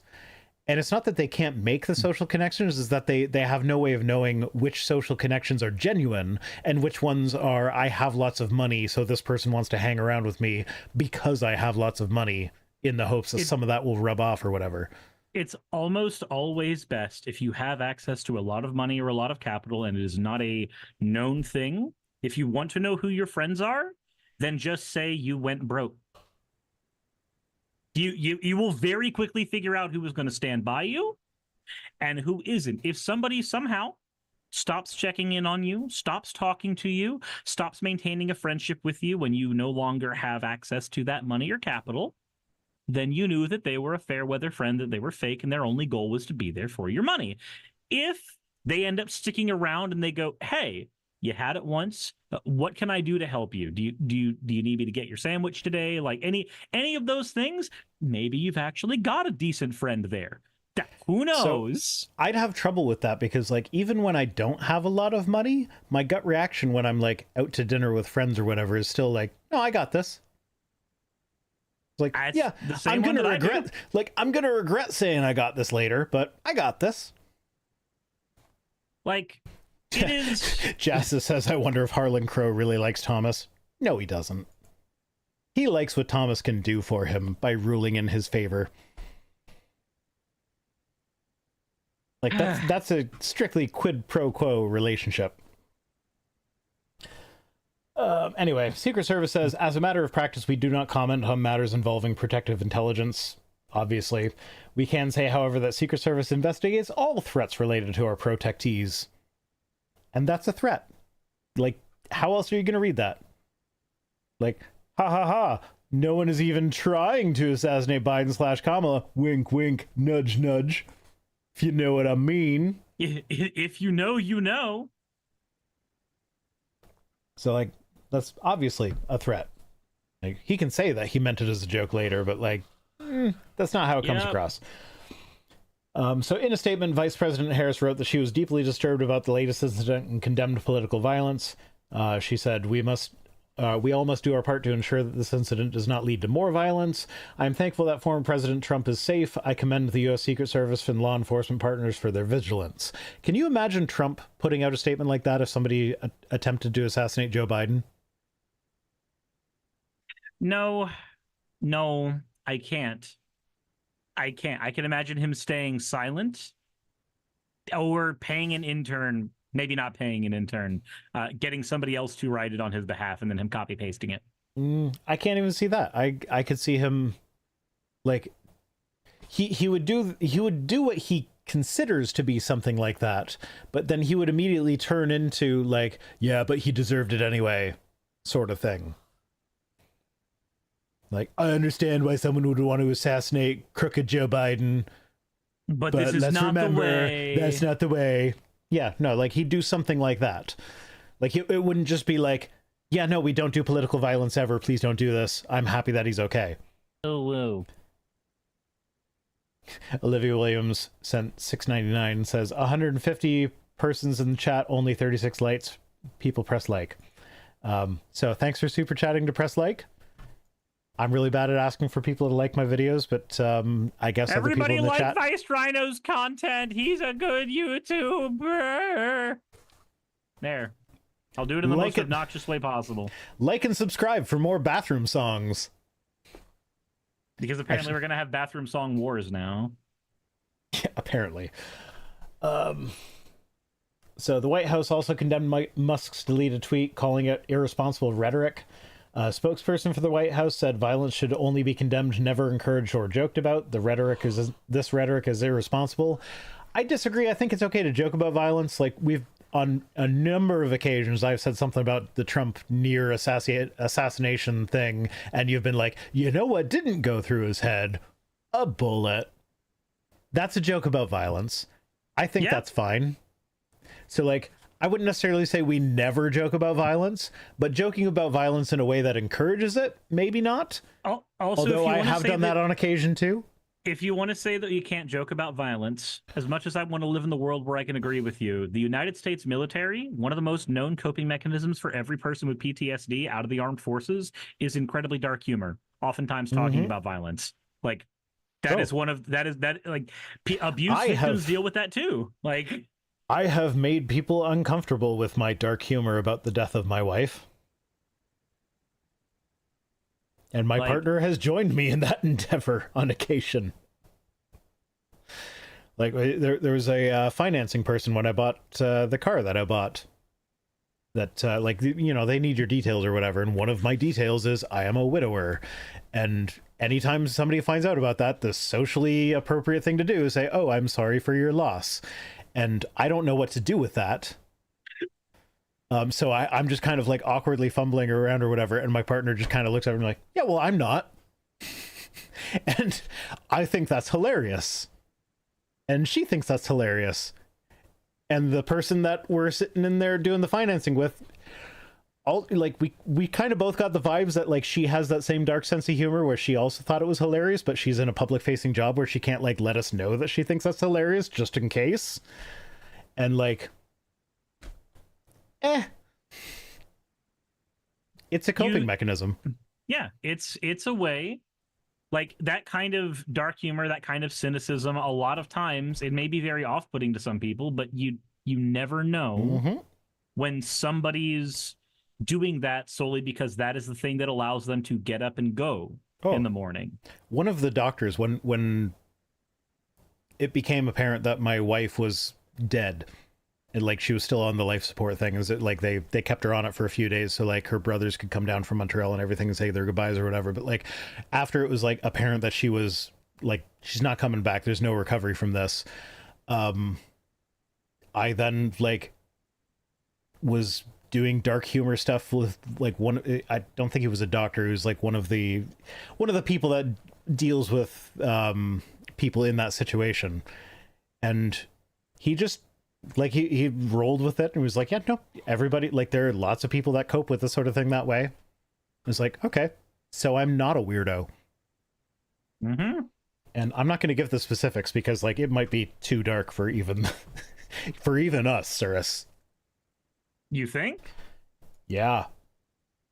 Oh. And I know how nasty we can get sometimes. It sounds like something completely different after both the context of the shitting conversation and also the amount of gay conversations that have happened based on our audience as well. I don't know what direction this is going in, but, you know. I'm just not even going to give any hints. I'm just going to leave it. Okay. But I find it very amusing. My partner finds it very amusing, but I'm not going to share it with this because I'll probably get canceled because it's so horrible, but also funny. Is this a thing that you can tell me over private messaging later? Probably, yes. Okay, because now I'm curious and I want to know. Okay. Yeah. Anyway, it's actually a felony to encourage people to engage in conduct constituting a felony, and the punishment for that felony is like half the punishment of if you actually encourage someone to commit the crime, you now get half of whatever their sentence was. So Elon Musk has enough money that I doubt that's actually going to happen to him, but it's still kind of like, it's a potential thing that's going to happen. But it's not actually going to because he has a lot of money. You going to bed? Why are his only friends the ones he paid? Yeah, exactly. Okay, that's it for news this evening. Shall we get on to tweets? Sure. You know where we're starting. Yeah, I saw it. Some good old Benny Schetz. Any person against the Bible's truth being applied to public policy does not love the word of God. If you love God's word, you want it to speak to every aspect of life, including governance. All right, Kenthoven. So, okay, well, you know what? Romans, I forget the exact verse and chapter, but in Romans, it says that you are to obey and respect the government authorities. So, because that includes, they are instituted by God. That includes if Joe Biden won the last election and if Kamala Harris wins the next election. They are the government authorities. The Bible says that the only people who are allowed to govern are ones that are chosen by God. So if Kamala Harris wins, that's because God wanted her to win. That's what the Bible says. That is, if you love God's word and want it to speak to every aspect of life, including governance, that's what God's word says about governance. However, I took a slightly different tack when I responded to him on this, and I pointed out the death penalty for gathering sticks on the wrong day of the week thing, where he was like, that's in no way a serious response to this post. That's a misunderstanding of the Bible. It's not permission to say wild, outlandish things that make no sense. To which I ask, does the Bible not contain a law that working on the Sabbath is a crime that carries the death penalty, with a corresponding story of a guy who gets executed for picking up sticks? To which he responds, you're going to have to be specific. What are you talking about? Now, I will fully admit that I was a little bit wrong here. I remember there being a death sentence for breaking the Sabbath or for working on the Sabbath. Turns out it's not for working on the Sabbath, it's for profaning the Sabbath. If you work on the Sabbath, that's just you get cast out of the society. You don't get the death penalty, you just get excommunicated. So I was a little bit wrong on there and that, but I typed the first thing from memory. But Exodus 34:14 is the law that has the death penalty for profaning the Sabbath, and then Numbers 15:32 through, I said 26, but that was the typo, is 32 through 36, provides the example of the Lord commanding Moses to have a guy stoned to death for picking up sticks on the Sabbath.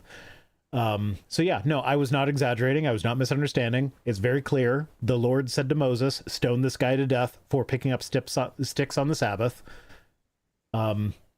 I was wrong in that the law in Exodus does not say it's a death penalty just for working on the Sabbath. It's for profaning the Sabbath. But the story in Numbers backs up what I said. Wouldn't working on the Sabbath also be considered a form of profaning the Sabbath? It depends. It depends on the Pharisee, I guess. So here's the thing, though. If you don't take the entire Bible literally and pretend the whole thing is the Word of God, if you subscribe to the documentary hypothesis, this is super easy to deal with. The people who wrote Exodus 34:14 saw a difference between profaning the Sabbath versus just working on it. So profaning the Sabbath would be I'm worshiping another god on the Sabbath day. Okay, worshiping another god is pretty heinous and immoral or whatever to begin with, but you're doing that on the Sabbath? That's extra profane, so now you get put to death. But just working on the Sabbath, okay, I can understand. You forgot to gather your sticks for the Sabbath day the day before, so you gathered extra sticks for your fires or whatever, and now you have to do it on the Sabbath. That's not really profaning it, that's just working on it, so yeah, you can only be thrown out of the camp and excommunicated, which is probably realistically a death sentence at the time, but it's less harsh. It's you have a chance of surviving if you find another community to bring you in. So if you subscribe to the documentary hypothesis and you don't assume the whole thing is the literal word of God, that's fine. There's no real issue with the contradiction there. But if you have to pretend that the entire Bible is the inerrant word of God, you then have to contend with the fact that profaning the Sabbath is the death penalty, working on the Sabbath isn't. There's still a big crime, that's still a big crime that you get excommunicated from your community, from your entire support network and everything. But that's not the death penalty. But then you go to Numbers and it's, this guy picked up sticks and he got the death penalty, and it explicitly says the Lord commanded Moses to give the death penalty to this guy. So clearly picking up sticks on the Sabbath is profaning it if we have to make these things not contradictory, which would then that's a pretty easy extrapolation to all work on the Sabbath is profaning the Sabbath, therefore comes with the death penalty. Jesus, it's one of those things. I had a similar experience to something like this. You know how in Numbers the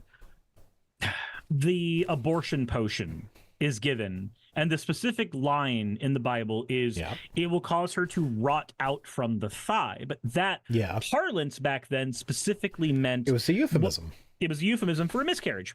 Yeah. So if you are talking with somebody who is not very experienced in the euphemisms of that era, somebody who's not, say, Dr. Josh, right? Yeah. But they fancy themselves a pastor who's read the Bible front to back over and over and over, and they take it very literally. When you point out there's an abortion potion in Numbers, I got laughed at by a... It doesn't say it's an abortion. It says her thigh rots off. It doesn't say abortion. That's not what's in the Bible. Having your thigh rot off without it affecting the rest of your leg is just like completely reasonable. Yep. Yeah, no, it's ridiculous. But so what really tickled me about this is that, like, you see the you're going to have to be specific. What are you talking about? It's got 6 replies, only one of which was mine. The rest of them were other people. They didn't cite the direct Bible verse, but they were talking about similar things. And he would always like reply to them and was like, "Oh, the people who are all about citing sources can't find the source for this, eh?" And that, like, because Twitter is not my life, I like posted my thing and then I lived my life for a few hours. Then I came back to it later. I posted this. He still has not responded to this. He has been on Twitter since this. He's been responding to shit on Twitter. He's been arguing with people about his original post on Twitter. He has not come back and said anything to me about how this does not support what I said. So I'm just going to assume that I win this one. But also, like, we were talking about this off air before the thing started, but like, I've interacted with Benny Schetz often enough that, like, I'd say I kind of know him. And then I realized that, like, it's like, I know him as the guy who has done stuff with Eric Hovind. But apparently he was actually like the faith advisor or whatever nonsense title he had. But, like, he actually worked directly with Ben Carson. And so now I'm like, ooh, I'm only 2 degrees of separation away from Ben Carson. I'm not sure how I feel about that. Yeah. That feels kind of icky to me. Which means I'm only 3 degrees of separation away from fucking Trump, because Ben Carson knows Trump directly. Ugh. Doesn't that make you feel amazing? I think I need to go take a shower, actually. I do too, but for completely different reasons. It's because that massive shit you took earlier while I was trying to entertain the stream.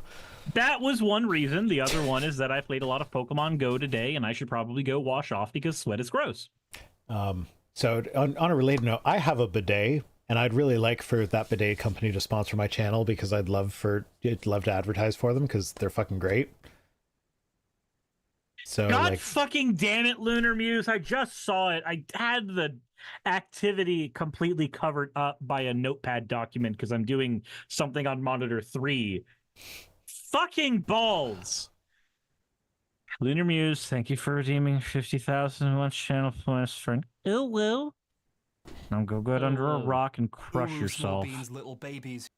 Ooh, Ooh, small beans, little babies. Why? Oh, that wasn't an ooh. That wasn't my ooh button. What are we even oohing about? Oh my god. That's. I don't know what any of my buttons do anymore. Okay. Jesus Christ. Jesus Christ, superstar. Do you think you're who they say you are? Brian Holsworth.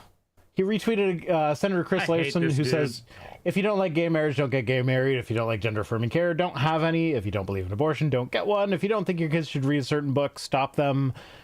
And then he followed that up with saying, but don't tell others how to live their lives. To which Brian responded, if you don't believe in criticizing gay marriage, don't do it.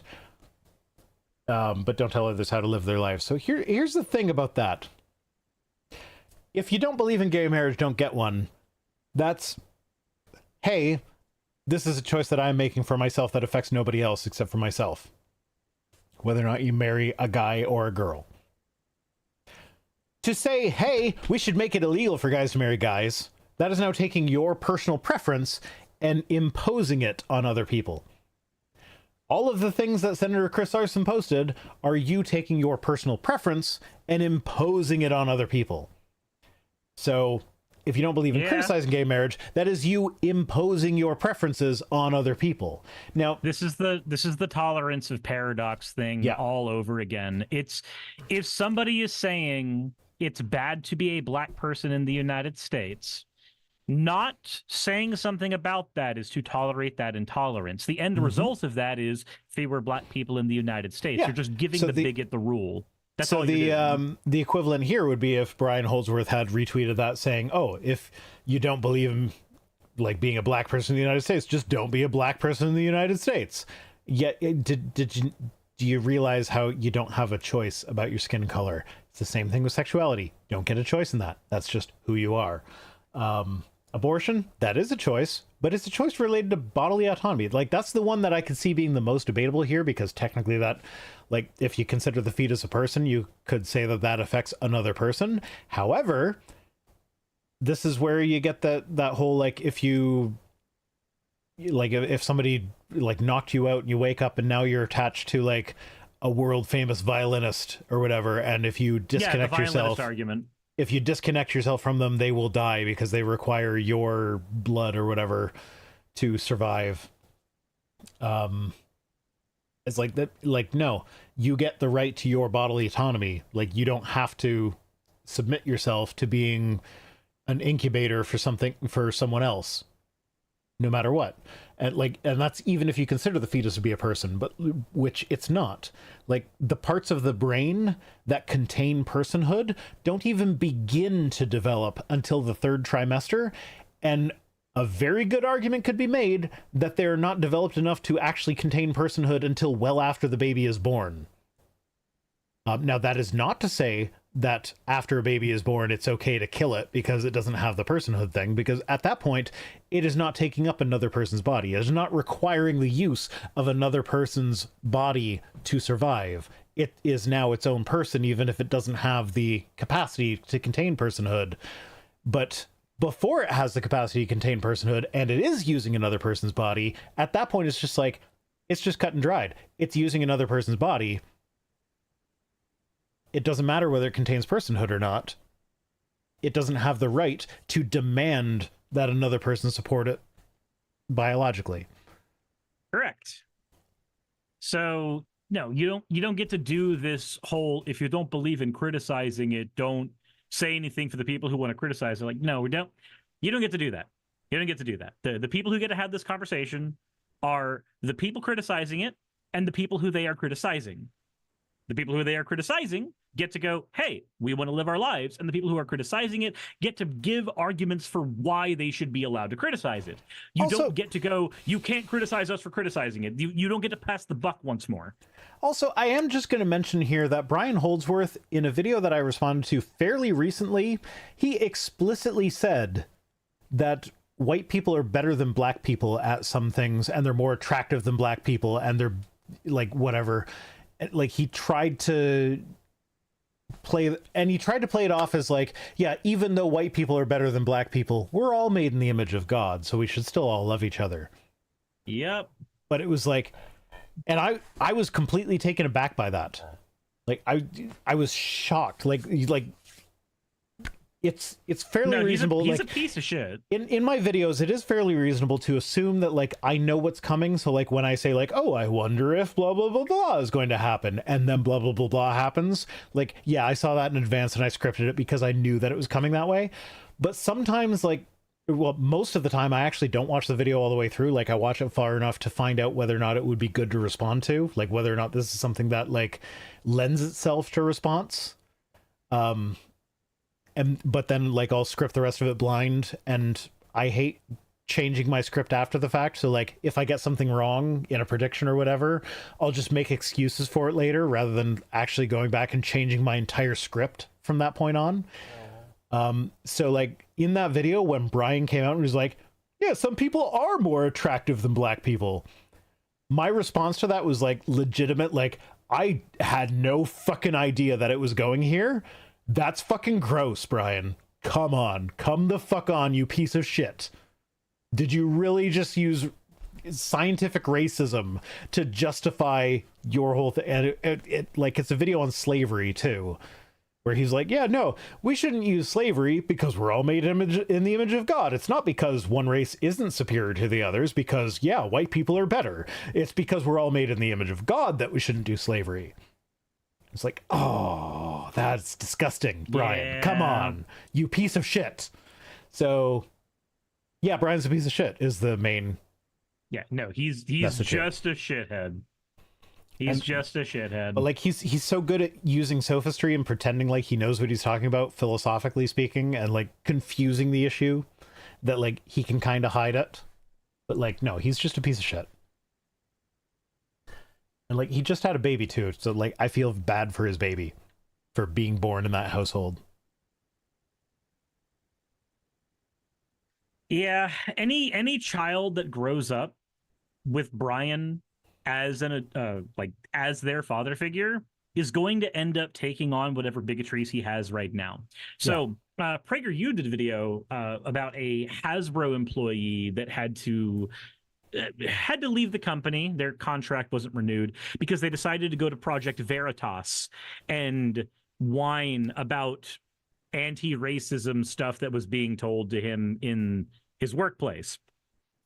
And one of the things that he held issue with is the statement that there's children as young as 6 and 5 can have racial biases. And he's like, that's not true. No, they can't. And I just went, I remember being 6 years old and telling a black person I wouldn't shake their hand because I didn't want to touch them. I remember being that stupid kid. I remember having that racial bias. Yeah. If that's what you're taught, absolutely. Like, I don't even remember where I got that racial bias, but I know I had it because I remember my teacher having to intervene in the classroom when I did it. Like, yeah, kids are fucking idiots, believe it or not.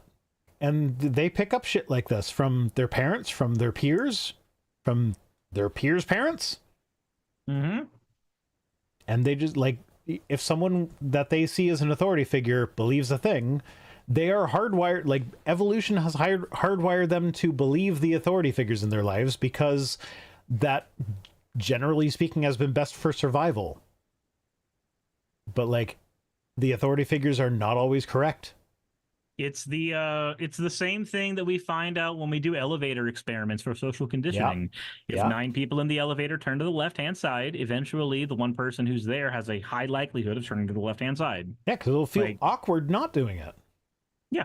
So, an example of that as well, just in my personal life, there's a government complex with a park in front of it that Saki and I go to play Pokemon Go at all the time because it's convenient. It's like 10 minutes away from the house. There's a path there, and everybody walks the path in clockwork. Everybody always walks the path clockwise. The route that we use when we play Pokemon Go oftentimes makes us go counterclockwise, and it feels really weird being the only people walking counterclockwise on this path ever. Yeah, social pressure is a wild thing. And so this is something my partner will tell you that it's because of my autism. I'm not officially diagnosed, but she has diagnosed me. And she's going to school, not like she's not going to be qualified to actually diagnose, but like she's supposed to be able to see the warning signs where it's like, okay, you need to go see someone who is qualified to diagnose or whatever. You need to go to the autism doctor. I take her opinion like very seriously with regards to these sorts of things. So like if she says I'm autistic, I probably am. And I have multiple kids that are autistic. So but like there's a lot of things like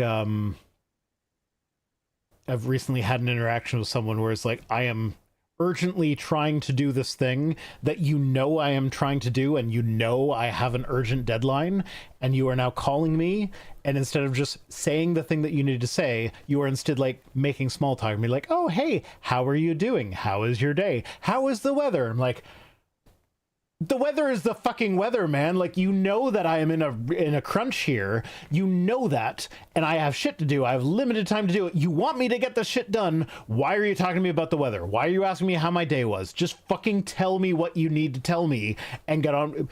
But it's like, socially speaking, she needs to go through the whole, like, oh, how was your day thing, because that's what neurotypical people are expecting. And I'm just like, no, just tell me the fucking thing you called me for. And like, make it fast, make it blunt, make it done. Yeah, like, I'm actually like angry about things that she has done that, like, it's just a normal thing that is expected of everybody in her profession. And I'm just like, no, don't do that. Just get to the point. And so my partner would blame that on my autism, and I can't say that she's wrong on that. Anyway, I forget how we got there, so let's move on to the next point. Next tweet. Dale Partridge says, Christians are far too quiet. Liberals march, right produce, film, record, speak out, and invade. This nation is dying from a silent church. So how many fucking revivals have we had in the United States? Sirs, don't even go there. Look at the date that this tweet was sent on, September 12th. Do you know what happened on September 12th? What? That was when God's Not Dead 5 released into theaters. So he just watched God's Not Dead 5 and then went, we need to speak up. I got a fire lit under my ass. Yeah, he went to watch the mainstream multi-million-dollar, super profitable smash hit God's Not Dead 5. Or, well, I mean, I guess it only released one day in the theaters. But, like, you can't post that on the day that God's Not Dead 5 rolls out. Like, you can't say we are silent when the 5th installment of your we are being silenced, and if the world actually were the way we are portraying the world, we wouldn't even be allowed to make these movies. Like, when that movie comes out on the day you're tweeting this, like, no, you lost the plot, man. You're not silent. Like, just shut the fuck up. You need to learn to be silent. Who releases a movie the day after a national tragedy, though? All right, so here's the thing. Movie release schedules are planned a long time in advance. So, as for it being the day after 9/11, 9/11 was one of the most galvanizing experiences for the United States as a country, and the Christian right took full advantage of it when it happened. It makes sense to go ahead and go 9/11 remembrance, also Christian nationalism. So, Cyrus, it gets even better than that, because the linchpin of God's Not Dead 5 is a political debate where the Christian wins against the secularist. And what secularist is in power? But it released 2 days after Kamala completely destroyed Trump in his debate. So it's just like, it's karma. It is delicious, delicious karma. As we're watching them be like, oh no, I'll bet you the Christian nationalists will win the debate because... Meanwhile, Kamala kicked his fucking ass. Fucking balls. All right. Next, we get Darwin to Jesus says, he posted a meme that says, you'll never see an atheist doing this, with a picture of a suicide bomber. With the caption, that's because atheists are too narcissistic to sacrifice themselves. Why is it considered a good thing to be a suicide bomber, Darwin to Jesus? So he responded to everybody that pointed out that, like, hey, you're casting suicide bombers in a good light, in a positive light here. He responded to everybody with, like, some vapid meme about how they missed the point. Like, no, we understand the point you're trying to make, but the point you're actually making is that suicide bombers are, like, making a noble sacrifice for a good cause. They are killing thousands of innocent people for God points. Yeah, so... that's stupid. Fuck off with that nonsense. And I was one of the people that called them out for that, and I was one of the people that they responded to with a vapid meme. I'm like, oh my God. And he shets. I'll consider him a link in the, 6 degrees of separation thing, because I've interacted with him enough that, like, I feel like we kind of know each other. Darwin to Jesus, we've interacted a number of times.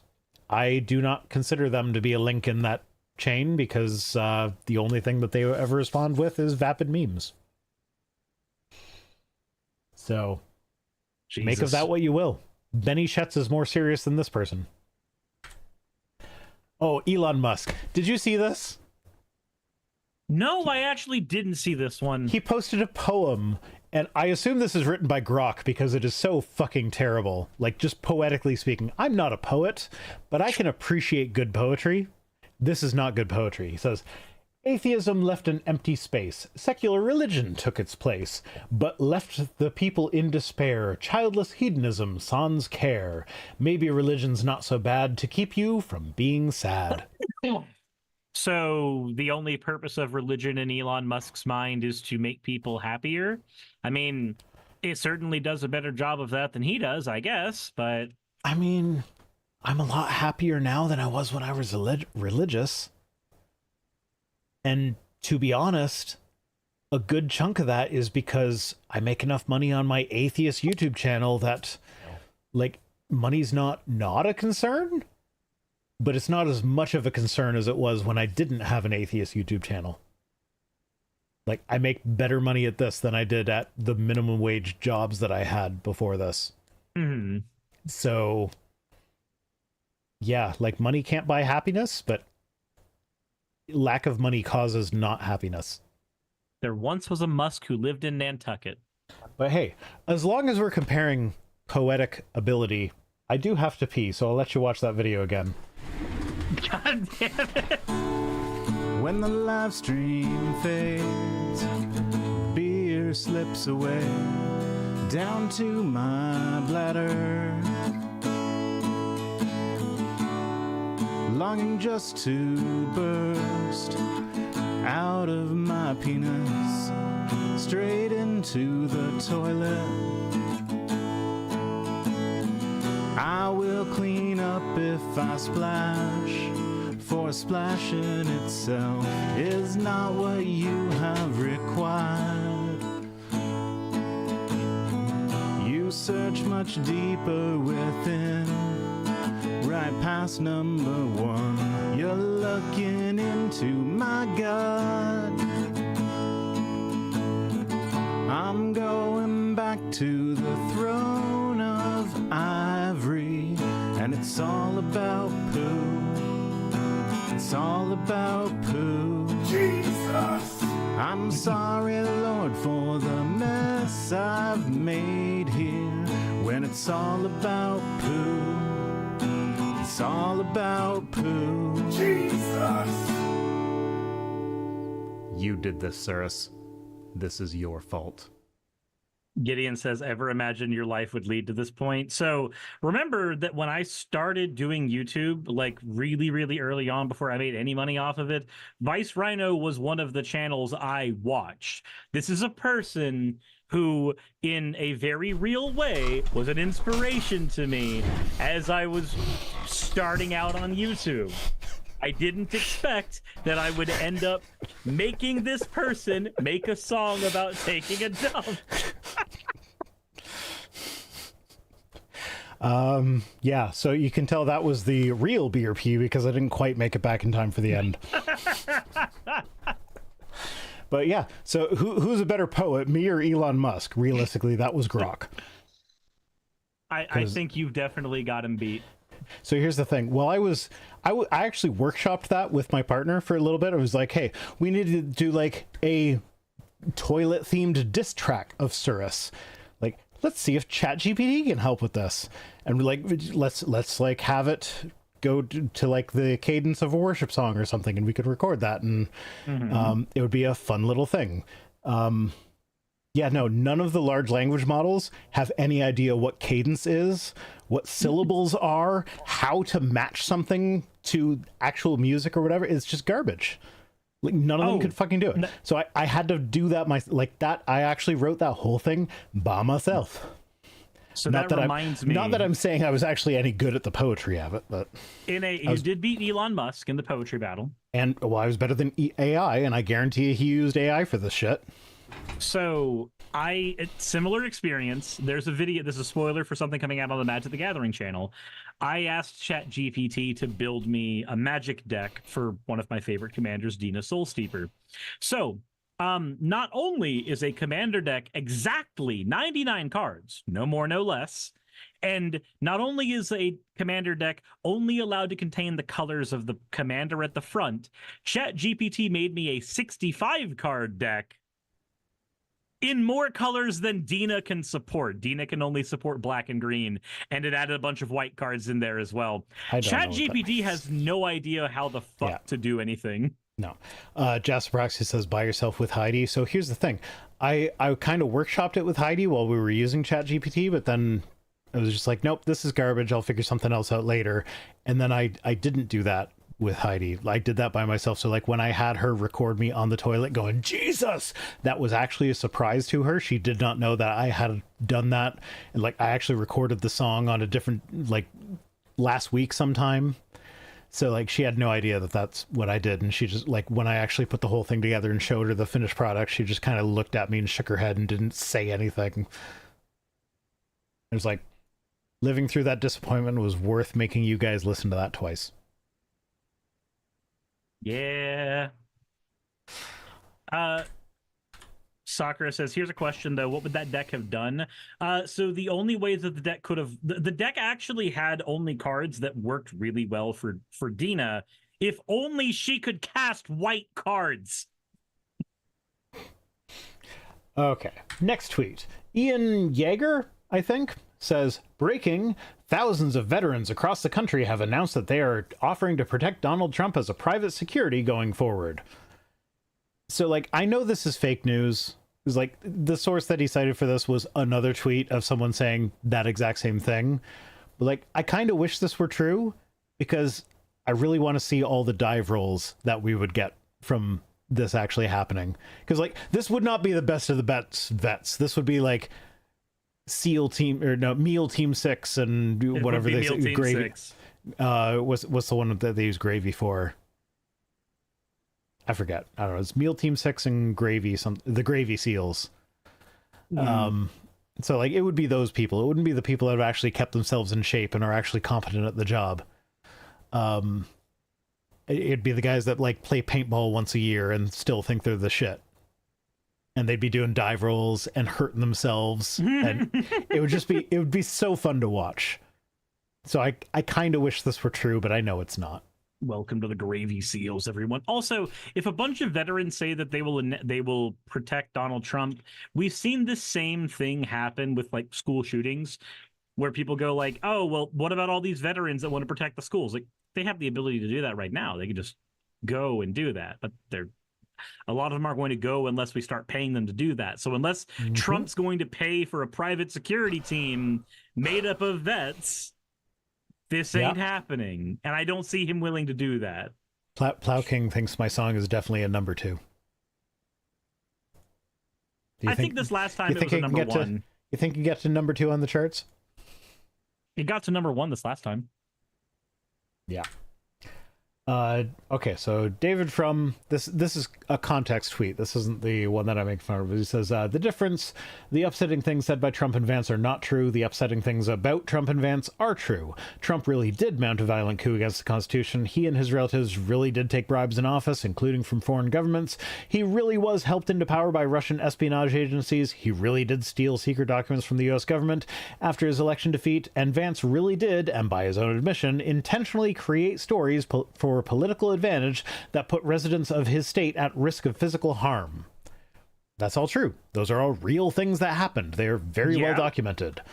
JD Vance retweeted this, and he said, I'd say the most important difference is that people on your team tried to kill Donald Trump twice. Wait, but it was Republicans both times. Yeah, okay. Technically speaking, the last guy was registered as independent, even though he voted for Trump in 2016. You know, you're right. The Libertarian Party did say it would be okay to kill Kamala Harris. Yeah. Sure. Look, Diet Republican lied. I don't give a shit.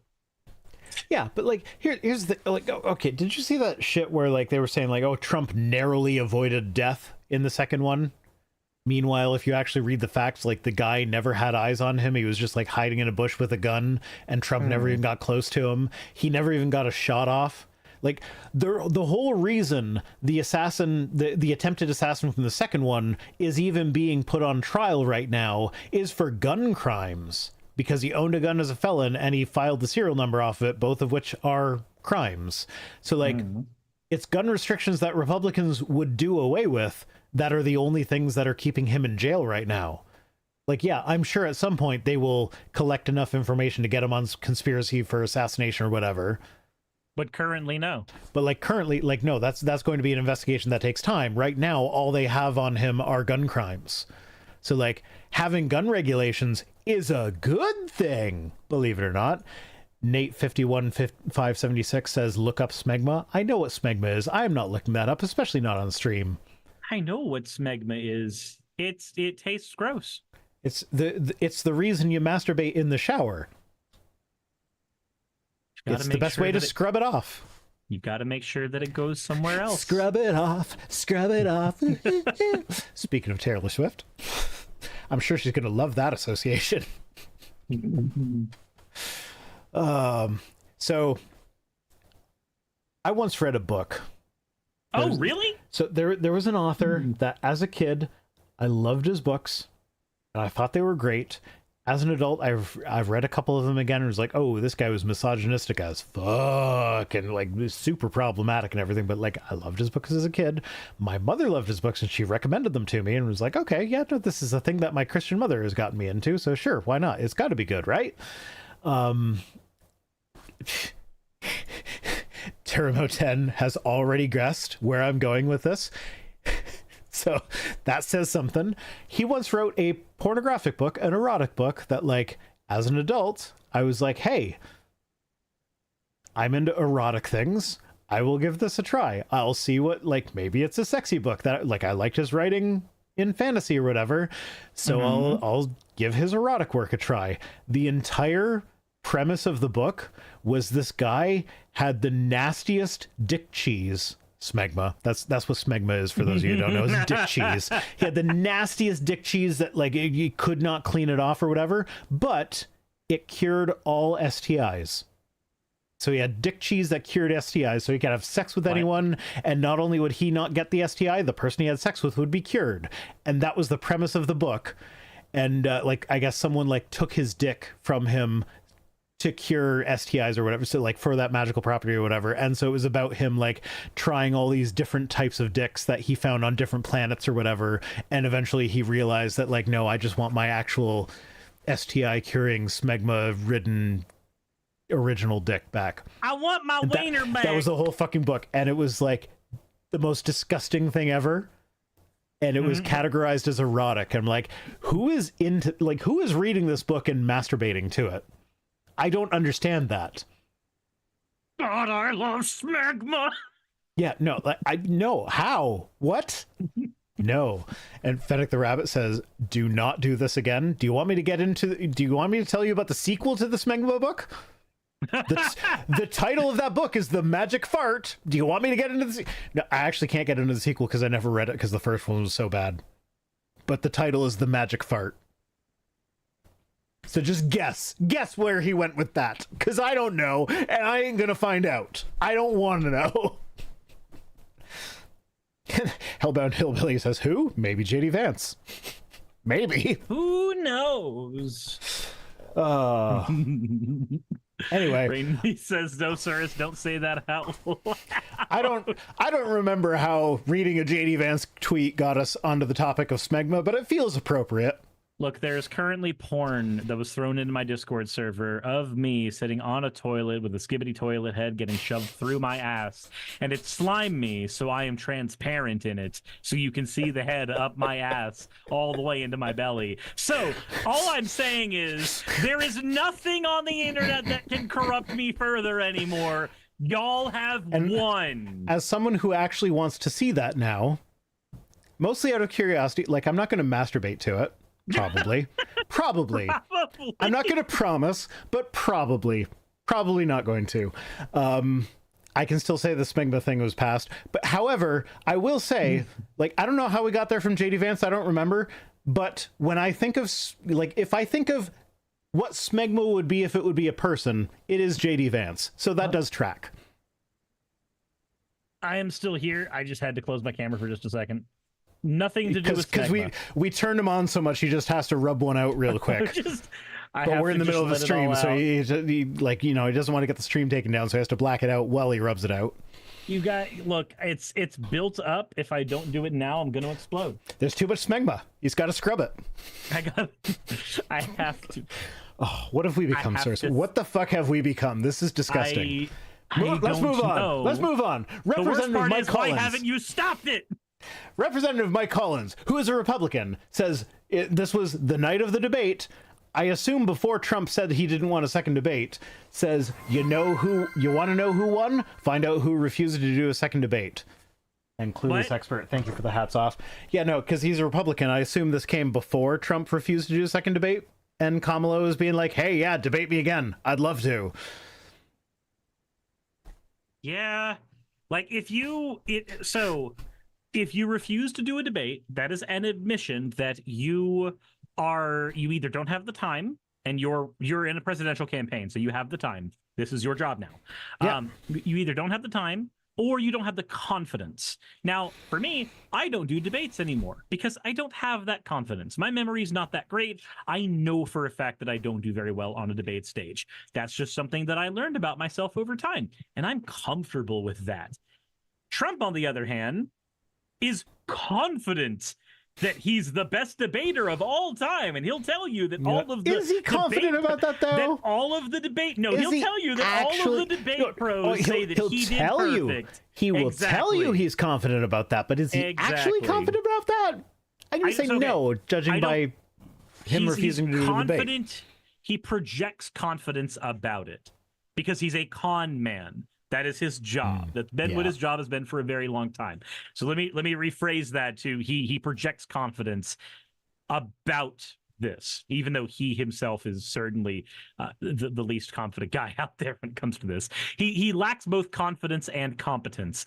Also, I somehow managed to lose 20 viewers during our Smegma conversation. How did that happen? I found the group of my audience. I gained like 20 when we were having that conversation. They left to you. I am just better at discussing the dick cheese in a way that makes people want to continue tuning into that discussion. I don't know. I don't fucking know, man. Senshini says I stopped reading. Is good lube. So Senshini says I stopped reading after the sick, boring fart one. I couldn't even get into the next one enough to read more than a chapter or so in. So, like, you got further than me, I guess. I didn't get to the fart one. I do remember not too long ago, like fairly recently, I was like, you know what? I really remember liking his Incarnation of Immortality series, which is like, it's a book written from like it. I think it's a 7-book series, and each book is written from the perspective of like the first one is called On a Pale Horse, and it's written from the perspective of the person who becomes death, the Grim Reaper. And the idea is that, like, in order to become death, you have to kill the previous death, and that's how he retires, and it's actually a good thing or whatever. And I remember there were a lot of like interesting ideas that he entertains there, but I could not get through that book as an adult because like there's just so many plot points that are like, oh, that lady was really, really fucking hot, and now I won't get to fuck that lady, so I am super sad, and that is a bad thing, and it will be reiterated over and over again that like that would have been a really good thing if I got to fuck that super hot lady. But hey, I got this other super hot lady. And it's just like kind of the same issue that happens with the Dresden Files. So in the early Dresden Files, they are noir books. So there's the, welcome. There's a femme fatale at this point. There's a damsel in distress at this point. There's a guy who's down on his luck, but he's a PI, and a woman comes in and she just really needs help, and he's just talking about how perky her nipples are. And it's a very, very off-putting. I didn't find it as off-putting the first time through because I wasn't paying as much attention to it, but going through the books again with Saki, she's pointed it out every time. So I'm going to point out that the culmination of that series is they end up like the idea is they're replacing God because the guy who like the incarnation of immortality that is God has become so self-absorbed that he's not paying attention to the earth anymore, so he's not doing what God is supposed to be doing. So they replace God. However, in order to replace God, all of the incarnations of immortality have to agree on who's going to replace them, and one of the incarnations of immortality is Satan. And so the way they get Satan to agree on who can replace God is by finding a guy who everything about him is perfect, but he has a very sexual relationship with a 12-year-old. What? And so that becomes Misfortunes, thank you for the follow. That becomes the acceptable flaw that God has, that Satan will then vote for him. That he's and a pedophile? It turns out that Satan is actually a really, really good guy, which I would agree that Satan is the good guy of Christianity, but not from the Piers Anthony perspective. Yeah, so that it becomes like, oh, but the 12-year-old was really like she somehow was able to fully consent even though she's just 12. And it was actually okay, and it's just a technicality that she's... Yeah, no, it's gross. It's gross. It's fucking gross. And so, like, I'm actually kind of glad that the last time I gave it a try, I couldn't get through the first book before they even hinted at the pedophilia apologetics. So, yeah. The Libertarian Party comes here, and they just go, actually, it's ebophilia? No, yeah, the Libertarian Party comes here in those books in more than one way. Anyway, back to the tweets. Yeah, that was the end of it, so we can end the stream on this lovely note. Dick Cheese, yeah, let's go back to Dick Cheese. That's a good note to end it on compared to the rest of the stuff we've been talking about. Pernia pointed out that that's not the only Piers Anthony book where the main character ends up with a child. I'm not surprised. I don't remember other ones, but I'm not surprised. That's grody. Yeah, no, I'm kind of disgusted at myself for having liked any of his books. Stoff tells me to tell you to check your email. Oh God, which email? The news one? I don't know, Stoff. Which email? I assume it's the news one because that's the one that is spamming in the chat. Like, there's only a couple of acceptable ways to like write a character being technically that young and then end up with somebody. One of them is have them as part of like a race of people who grow into adulthood very quickly. I've seen ones where like elves live for 300 years and they mature all the way to at 10 or something. Like, make the person effectively an adult. Even then, it's weird.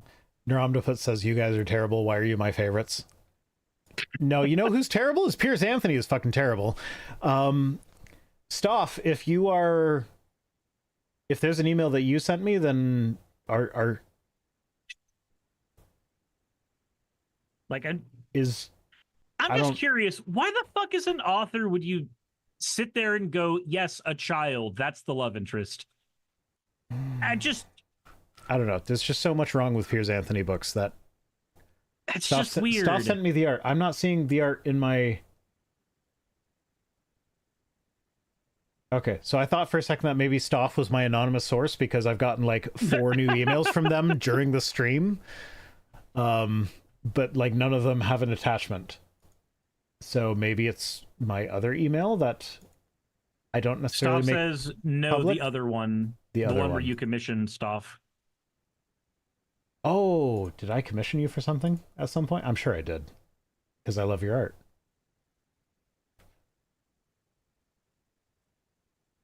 Oh. Yeah, no, I ain't showing that on stream. I believe this is the skibbity art that you were talking about. Complete with ejaculate. Yep, that's the one. Yeah. Okay, on that note, this is the end of the stream. Yay, don't write books about fucking a 12-year-old. That's just gross. Yeah, no, don't do that. Don't. Especially not if that is the crime that the new God commits that is technically acceptable to everybody because it's not really a crime because she consented even though she's only 12 and not... She can't consent at 12 years old. It's That's just not gross. how human It's just gross, brains Piers work. Anthony. Piers Anthony, stop. Don't do it. Don't do it. Just stop writing. Yeah, You're like just don't 750 years old. Just die already. have a heart attack. Jesus Christ. He lives Jesus in- Christ. Would it surprise you to learn that he lives in Florida? I mean, it doesn't surprise me that any retiree lives in Florida. He's not retired. He's still writing. I mean, I bet you at this point he's just paying someone else to write for him. But yeah. Jesus. Anyway, on that delightful note, as always, fuck off.